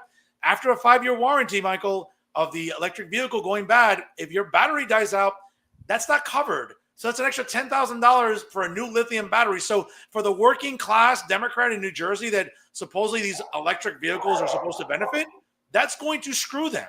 So I think that to your point, Jack has the facts on his side. The vote blue no matter who crowd, they're going to have the feelings on their side. Well, reproductive rights is still an issue. How? In New Jersey, if you're a woman, biological woman, uterus, ovaries, not what other people think are women, okay? If you get knocked up tomorrow after a drunken weekend with your girlfriends, guess what? You can go to get Plan B at CVS. You can terminate a pregnancy really easily. So what exactly is the problem of reproductive rights? What are you concerned about? Illegals? What, illegals, jumping the curb if they're driving drunk and killing people? Like, what are you protecting? So Jack has the facts on his side. Now, again, at the New Jersey Globe debate, they're not really biased. Now, again, if he was on NJ Spotlight News or the other left-wing propagandists here in New Jersey in the establishment legacy media, they might give Sherrill a little bit of cover. I don't see that during the debates coming up. Well, we'll see. Because guess what? Think about just like corporate tax rate. We have the worst corporate tax rate here, high electric bills. Places like, even like, NJ.com and Spotlight News, they're being affected by this. You know what I mean? And so are you really going to want to keep perpetuating the Democrat side here? Sure, they're probably donating to you and stuff like that. But let's just be fair here, okay? Your lives are worse under Democrat rule. And NJ.com knows it, but yet they're still trying to perpetuate the nonsense here. I think as far as the debates go, it's going to be very interesting to see what questions they get and what kind of spin they do. Because mostly Republicans and Democrats are probably going to be pretty, kind of convinced even by the first debate. You know what I mean? But independents are going to be going to be convinced. But what's going to be interesting for Mickey Sherrill is this, okay? She's running on tariffs are going to be hurting you left and right. What if everything is great in September? What's she going to run on? What if groceries are down, which they already are? What if gas is down? But I'm saying, what if everything is down? What are you going to run on? You can't run on TDS forever. Okay, been running on TDS since 2016. Democrats been running on affordability for 10 years. It's ridiculous. Everything is unaffordable here. Now, you mentioned Anchor. Anchor was actually, and State of New Jersey, was a talking point for one of for Murphy in 2019 to try to get elected. They just keep creating programs as a Band-Aid instead of fixing the problem. There is no solving. That's why the budget is exploding, because they don't actually solve things. They're just kicking the can down the road. And, at a certain point, yet there's really, these people are incompetent here. So it's going to be very, very interesting to see somebody that wasn't in our legislator, somebody that's really not dealing with Jersey besides a little bit of congressional stuff here, how she's going to fare against somebody like Jack, who actually was in the legislature. So that's going to be a big talking point here. So we'll see what happens there.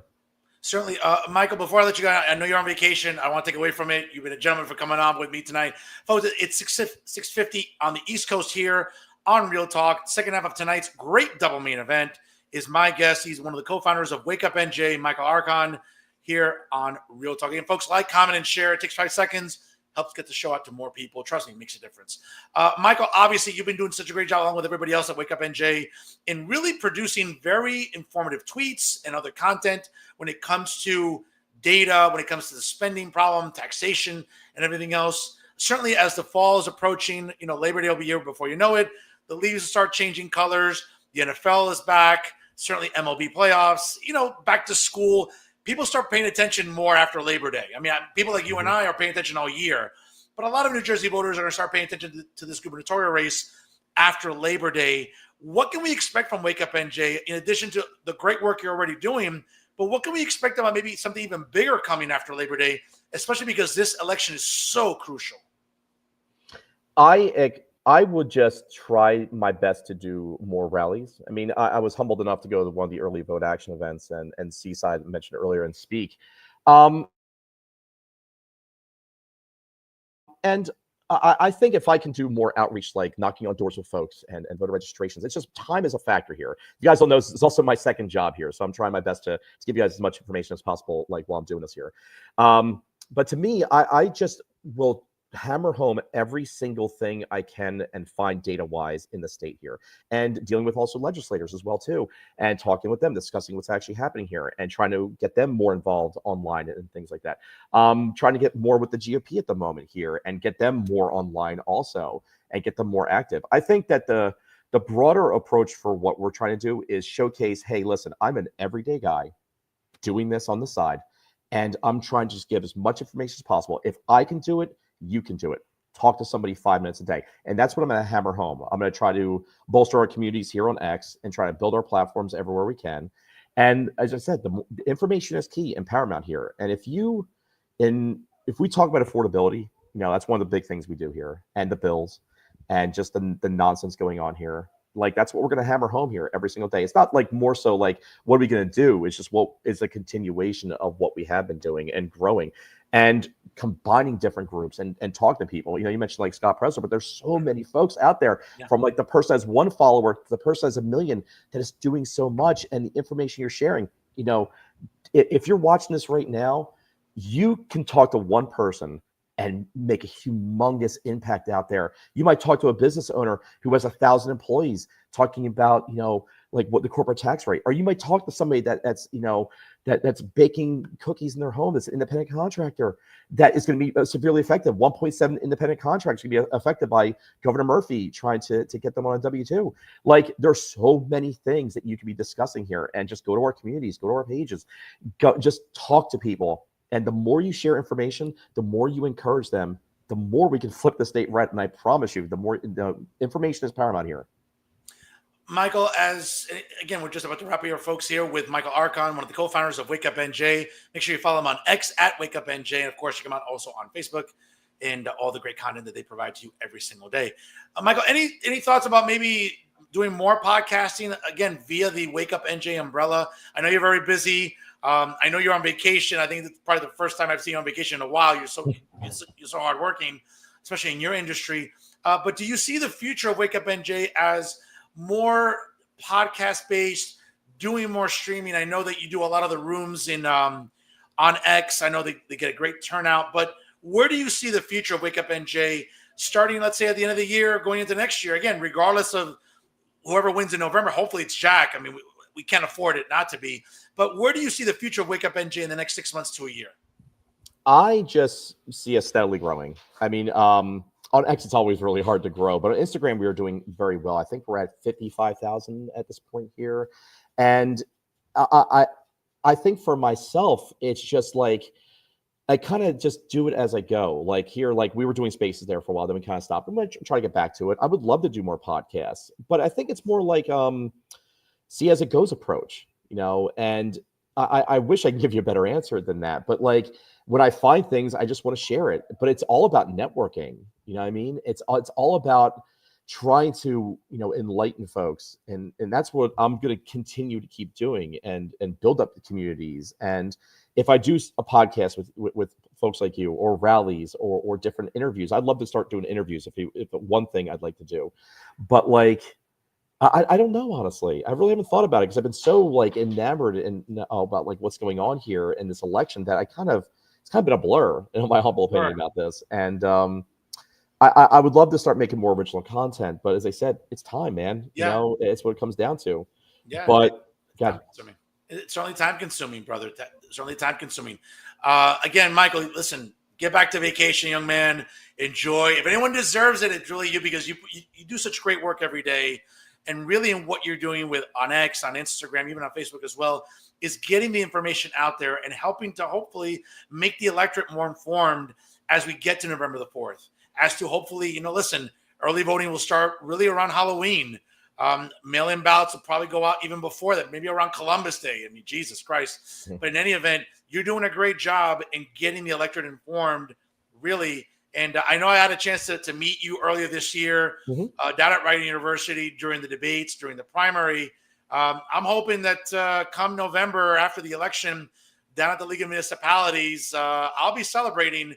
I'll be giddy wearing my red, white, and blue jacket again, pissing up all the liberals and progressives. Do you think I'll have a chance to see you down at the League later on this year? If I'm invited, sure. I think it's what it comes down to is I get invited to a lot of things, and some things just unfortunately do not work out. But I'd love to try to attend as much as I can. Listen, I'll buy you a beer or two down there. I actually don't drink. Michael, I'll give you the last word tonight. Keep up the great work, but last word is yours tonight here on Real Talk. Well, I appreciate Fernando for having me on, and thank you everybody for watching. You can follow us on X, Facebook, Instagram, Twitter, and YouTube. Actually, we're trying to get on there too as well. It's always important, as far as our handle goes, to know that you are the difference. You're going to be the person and the catalyst that changes things here forever. And I mentioned, if you have one follower or 1 million, you are important. You matter, because guess what? One vote can be a big difference in the gubernatorial and your local school board elections. So make sure that we get everybody out to vote. Be poll watchers. Make sure that you run for school board. I actually can't run for school board now, but my point of the matter is that, like, let's support our school board. Let's support all our candidates here. Get out, knock on doors, vote,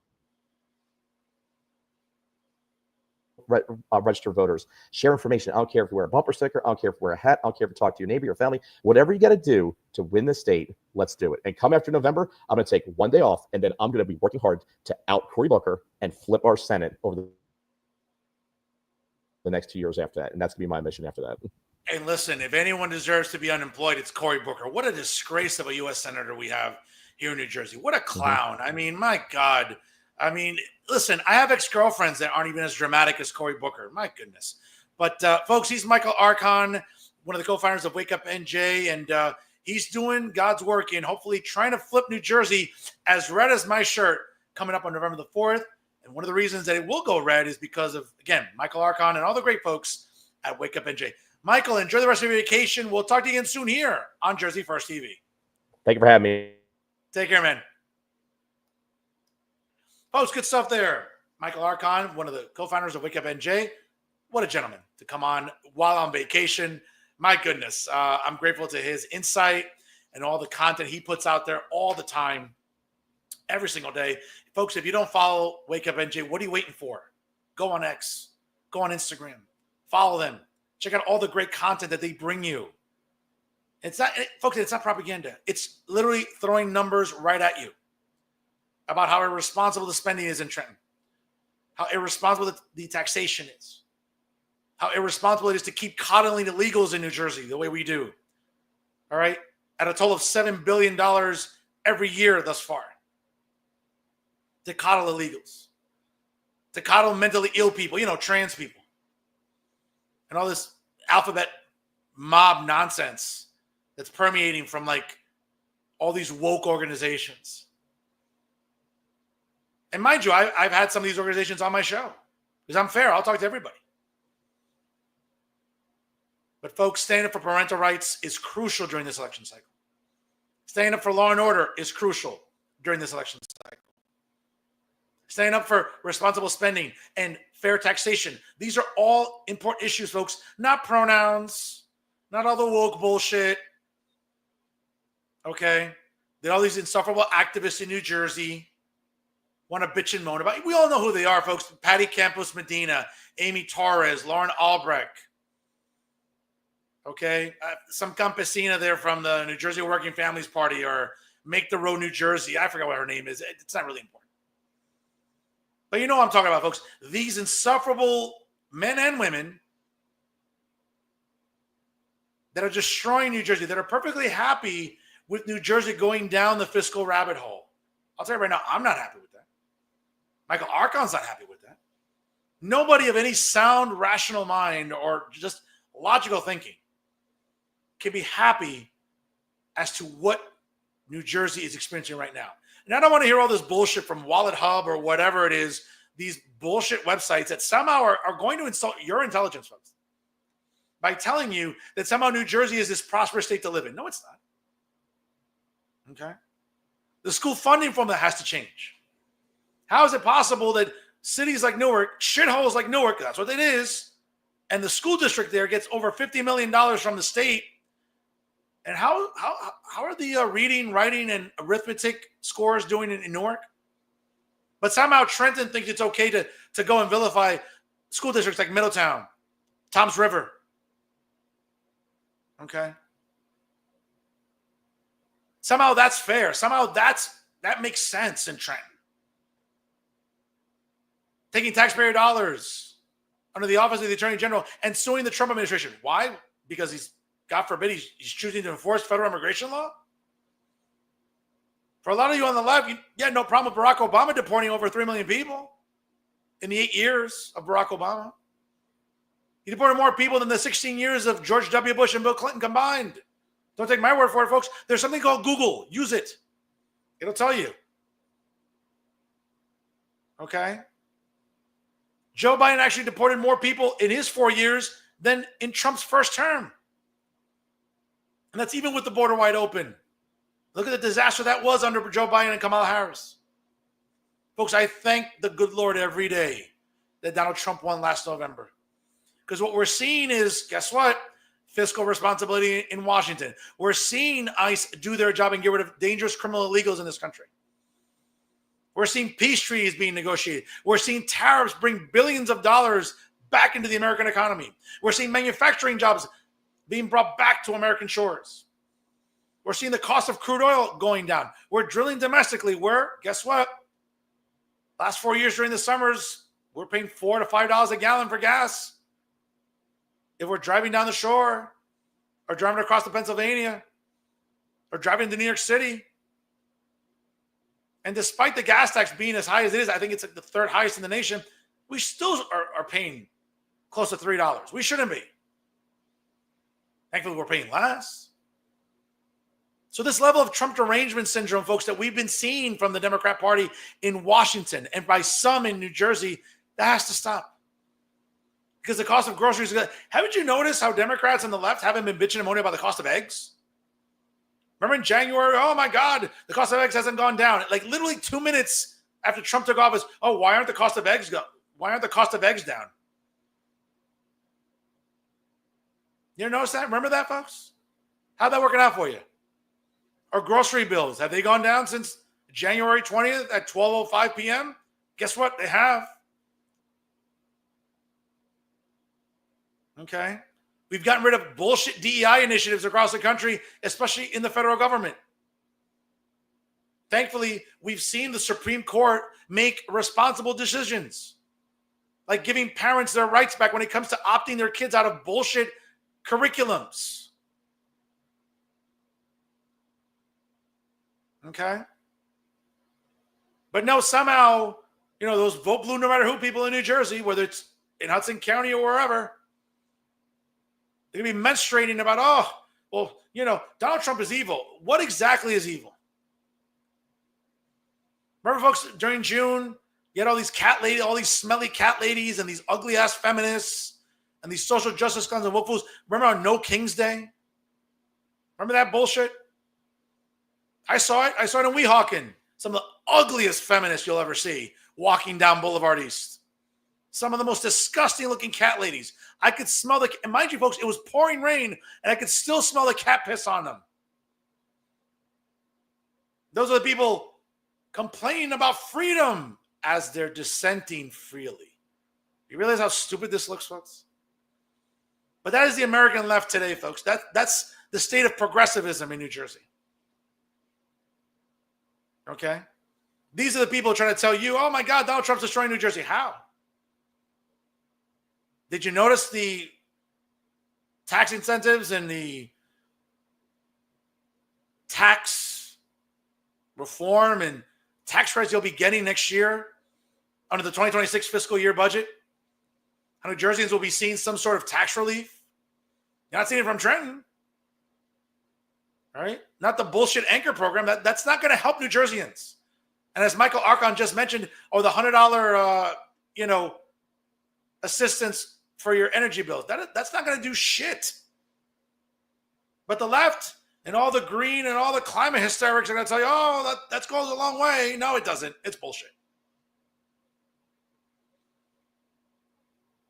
Folks, Jack Chiarelli is this state's last hope. If he doesn't get elected and hopefully maybe flip some assembly seats in Central and South Jersey, we're not going to see a fiscally responsible New Jersey. We're just not. Now, don't take my word for it, folks. Again, look up all the data that's there, courtesy of great groups like Wake Up NJ and others, parental rights groups as well. Don't take my word for it. Look it up. It's there. Look at the report published by State Assemblyman Paul Kanitra down the shore. Folks, we spend $7 billion a year in coddling illegals.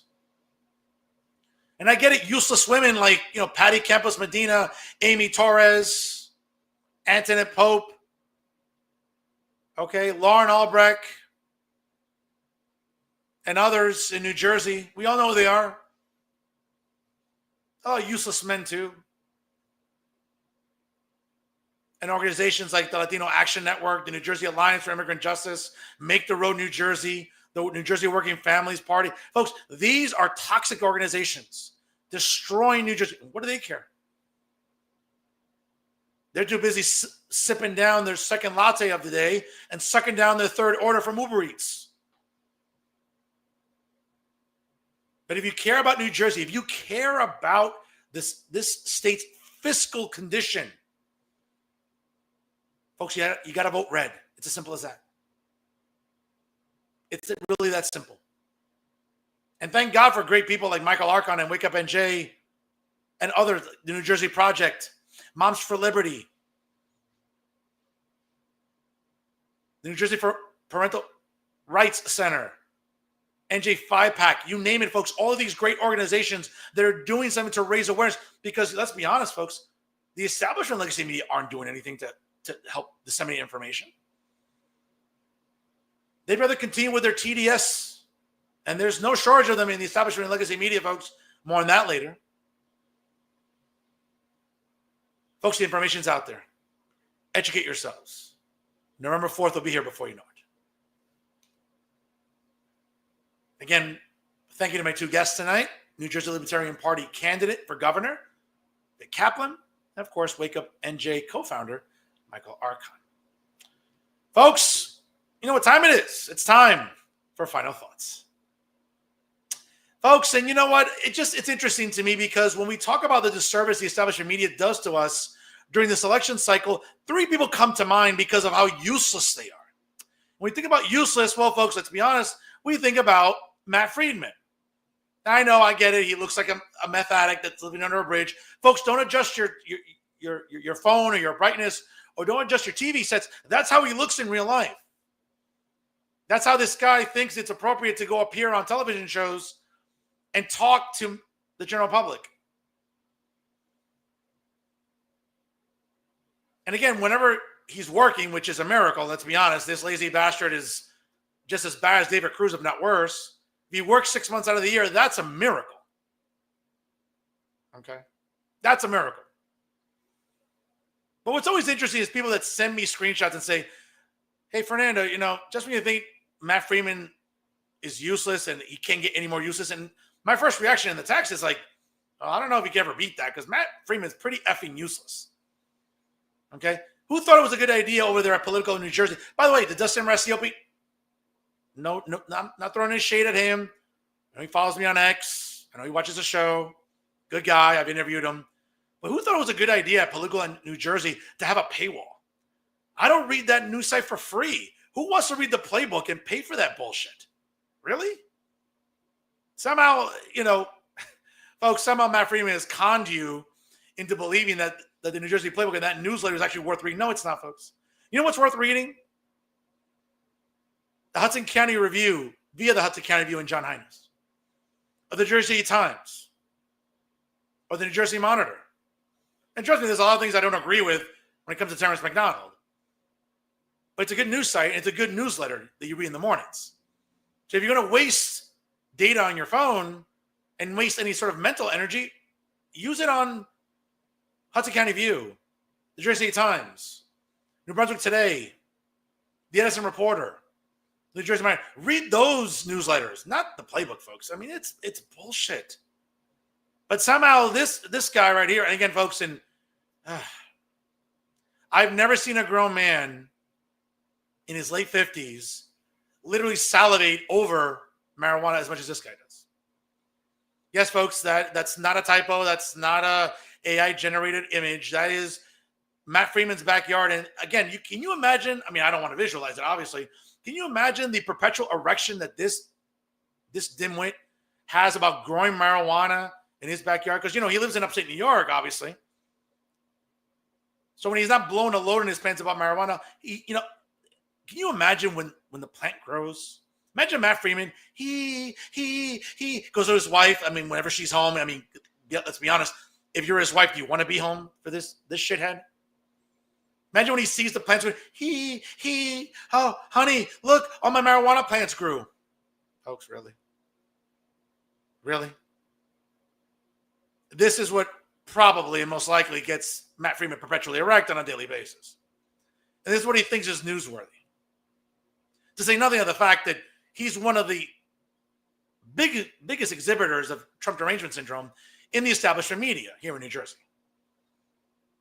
Which I think is kind of funny that he's part of the establishment media, but he doesn't even live in New Jersey or votes in New Jersey, but go figure.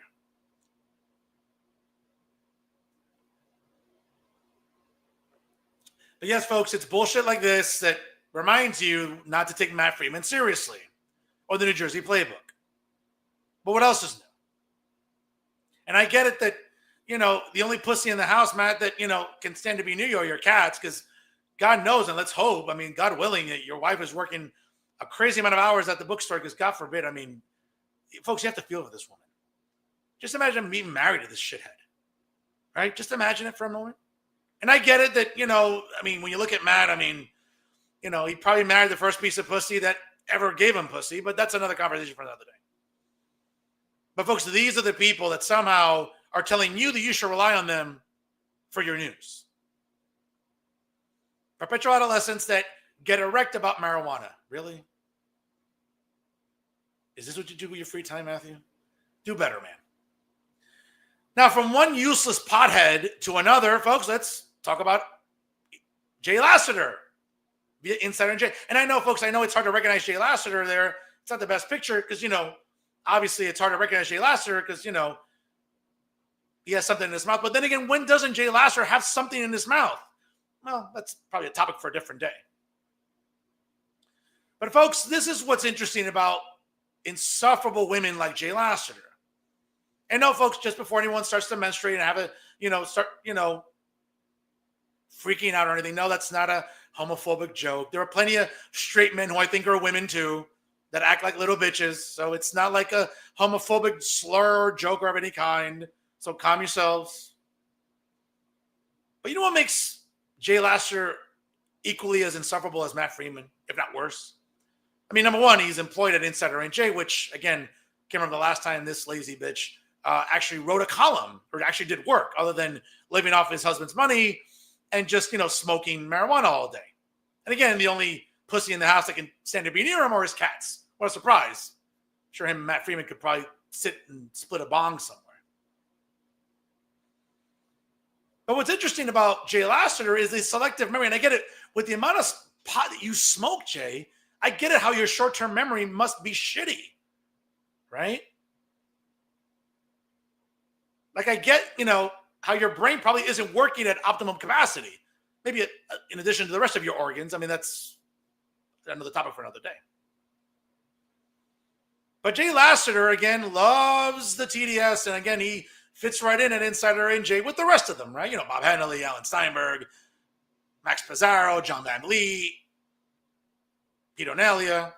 But it's interesting when he decides to, I guess, retweet a quote from Dominic Hasek, who, again, Hall of Fame goalie for many years in the National Hockey League.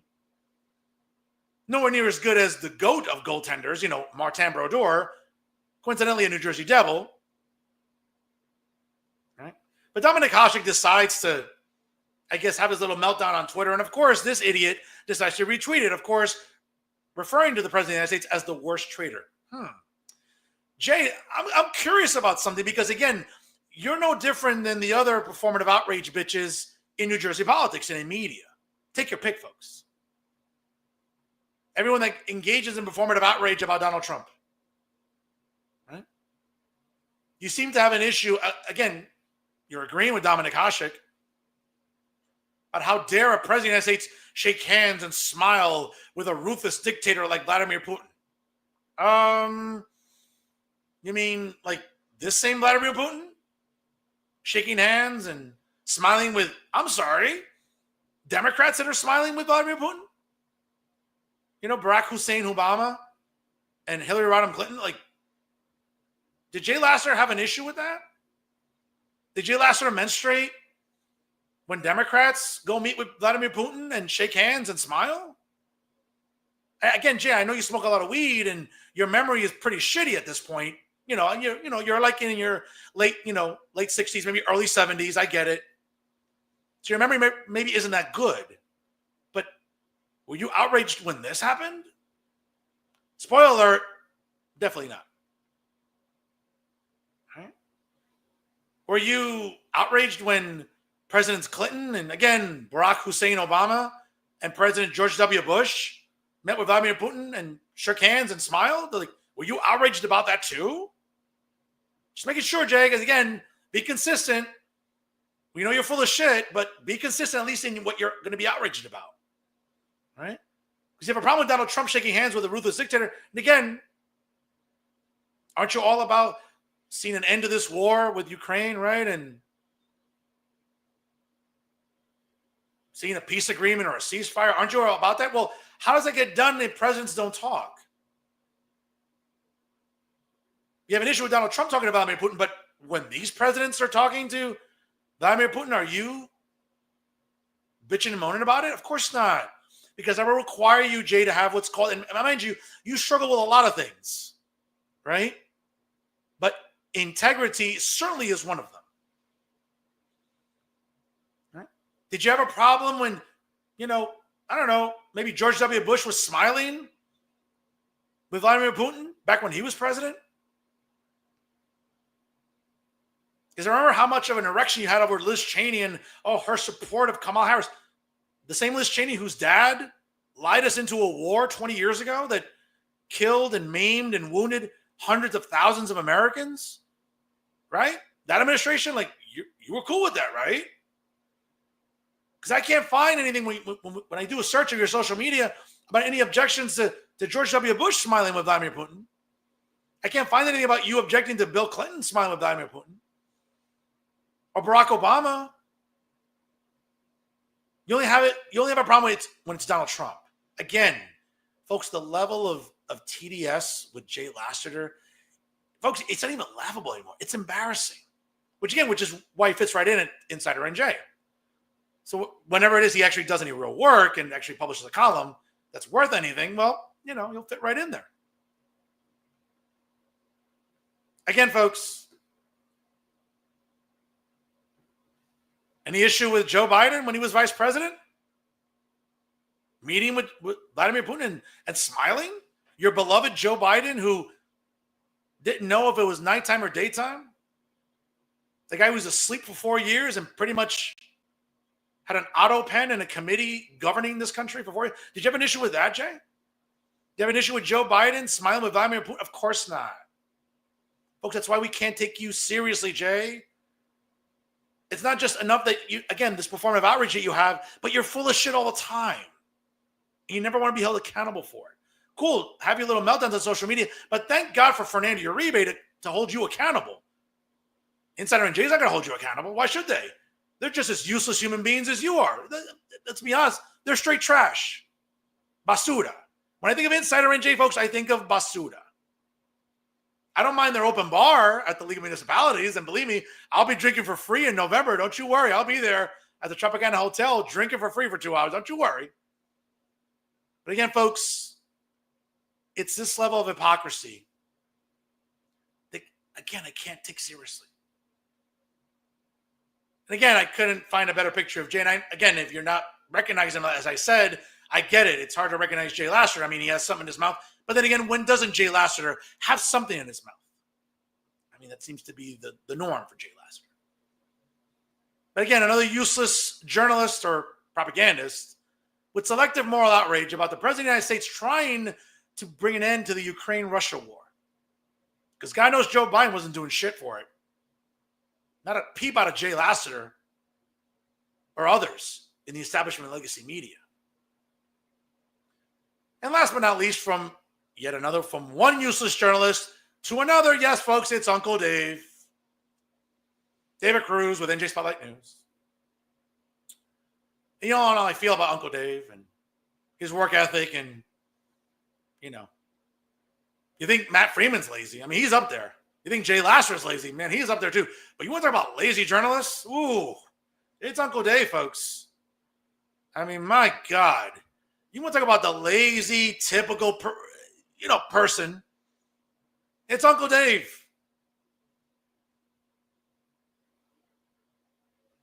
My God. But it seems like maybe the karma train might be docking into the station sometime soon. And a shout out to David Wallstein and the New Jersey Globe for the reporting on this story where, yes, the New Jersey Public Television has announced layoffs citing federal and state budget cuts. So while those on the left and progressives in New Jersey want to denounce the Trump administration and the Republican Congress for slashing funding for NPR and PBS, well, they might want to look a little deeper into the fact that during the last state budget, 75% of the budget that was allotted and allocated to NJPBS and NPR was also cut. Not by Republicans, but by the Democrats that control both chambers of the legislature, both the state assembly and the state senate. And what that means, I don't know. I mean, will David Cruz see the unemployment line like Tom Moran and Ron Zelllinger and Josh Rosario? I don't know. Dave, if you need a ride to like McDonald's, not to eat, obviously, but if you're looking to, work in the fries department or Chick-fil-A or Wendy's, if you need a reference, I'm happy to give you one. And yeah, sure, folks, I'm having a little fun at the expense of Uncle Dave, but yes, part of me sees this as tragic and a problem. I grew up reading what were once great newspapers and news sites, like the Jersey Journal. I grew up reading the Jersey Journal. And of course, you can thank Ron Zelllinger and Josh Rosario and the others for destroying it and really turning it into shit. And no, it's no longer in circulation. I grew up reading the Star Ledger, and I found a use for the Star Ledger, not just for the crossword puzzles and for the Sunday comics or for the coupons or for all the other great, supplementals in the Star Ledger. No, folks, it was a great news site. It was a great newspaper. Certainly it doesn't help when you employ garbage like Tom Moran, and thankfully Tom Moran is also unemployed. But NJPBS and NPR have served a purpose for many, many years. And when we're seeing less media, that's not always a good thing. And yes, granted that NJPBS has employed propagandists like David Cruz, who, let's be honest, cares more about pronouns and woke bullshit and coddling the illegals than kitchen table issues. And you would think that David Cruz would love kitchen table issues because he'd be at the kitchen table, which means he's eating. So why he wouldn't, embrace that is beyond me. But in all seriousness, folks, it is tragic. I don't like to see news outlets go out of business because it hurts New Jerseyans. It hurts taxpayers. It hurts readers. It hurts citizens that rely on media for their information.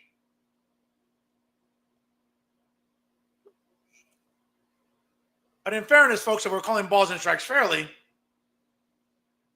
news outlets like NJPBS, NJ Spotlight News don't do themselves any favor when you continue to employ propagandists like David Cruz. Sure, listen, checking out nice MILFs like Brianna Vannozzi, Joanna Gaggis, and Raven Santana, that's great. They do a great job during the nightly news. And they're also nice to look at. As a straight male, believe me, I'm not complaining. But where it goes south at NJPBS is when you have David Cruz, who again, if he works 6 months out of the year, es un milagro. Eso es nunca trabaja. But when he does, what does he prefer to do? Vilify the Trump administration for having ICE do their jobs in New Jersey? Vilifying parental rights in New Jersey? Giving a forum to awful organizations like Make the Road New Jersey, the Latino Action Network, the New Jersey Working Families Party, the New Jersey Alliance for Immigrant Justice, where somehow when we talk about issues affecting Hispanics, he keeps recycling the same basura, the same gas. Amy Torres. What's that campesina's name from the New Jersey Working Families Party or New Jersey Citizens Action or Make the Road New Jersey or Patricia Campos keeps recycling the same basura, the same left-wing talking points. Folks, sooner or later, people get tired of it. And the reason that establishment and legacy media is dying starts with people like David Cruz, the dinosaurs in the business. Folks, that's not me. That's not Fernando Uribe being mean. That's not Fernando Uribe being malicious or abrasive. No, it's Fernando Uribe giving facts because that's what I do better than anybody in this business. So when you're wondering why legacy media is dying, if you're wondering why dinosaurs like David Cruz and Charles Stile and Max Pizarro and the others, Bob Hennelly, Alan Steinberg, if you're wondering why people aren't paying attention, it's because they're dinosaurs. And why independent media like Fernando Uribe continues to thrive? Well, because we're not the same. Here's a fair warning for someone like David Cruz.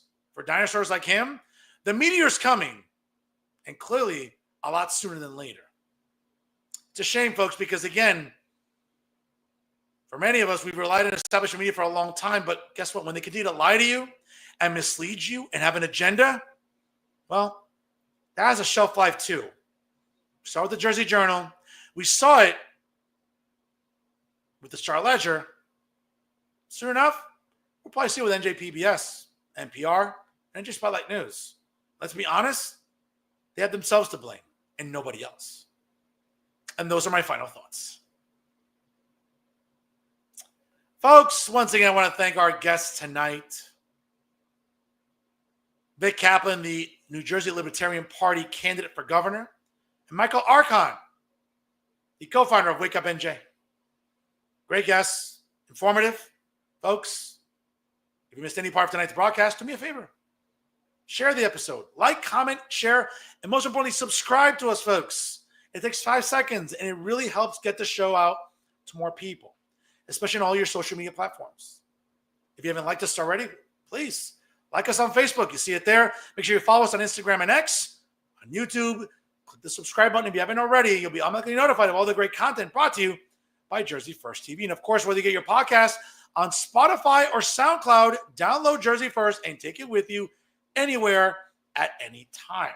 Whether you're driving down to Tiki Mondays, down in Point Pleasant, at Tiki Bar, whether you're going school shopping, supplies, clothes for your kids as they're entering elementary school, middle school, or high school, or for even your sons and daughters, you're moving back to college. Guess what? You probably have your smartphone with you. Check out Jersey First. Trust me, you won't regret it. Folks, here at Jersey First, we will continue to educate and advocate for the residents of this great state, being, again, your source for fearless independent media right here, folks, front and center. It starts with Real Talk with Fernando Uribe via Jersey First TV. And always remember, ladies and gentlemen, if it's unbiased, unfiltered, and unafraid, it is Real Talk right here on the Jersey First Television Network. That's right, ladies and gentlemen. I am the generational talent in Garden State media, and I'll continue to be the sworn enemy of all the social justice clowns, woke fools, ugly feminists, insufferable and smelly cat ladies, and other climate hysterics here in the state of New Jersey, because I'm the hero you need right now. That's right. It's me, Fernando Uribe. Again, folks, we appreciate you tuning in here. Please party responsibly as we're closing out summer here in the state of New Jersey. Again, election season well underway. Educate yourselves, folks, about what's coming up in November. Gubernatorial races, legislative races, municipal races, and school board races. They all matter, folks. We'll continue to cover them here on the Jersey First Television Network. Again, folks, please party responsibly. Again, enjoy the beginning of college football season. Certainly enjoy all the great pro wrestling action this weekend. They'll on Peacock and also on pay-per-view. And certainly, folks, even as the weather's getting a little bit cooler, there might be some hot summer days. Look after your elderly neighbors. Look after your kids out there. And certainly, folks, we appreciate your support here on the Jersey First Television Network. Folks, we'll see you next week here on Real Talk with Fernando Uribe, folks, live at 6 p.m. Eastern Time. We'll be covering the issues that matter most during this election cycle. Again, we're doing what the establishment media cannot do, and that is give you the facts and give you real conversations and real traffic, because it's Real Talk. We'll see you next week, folks. Always remember, stay classy, everyone.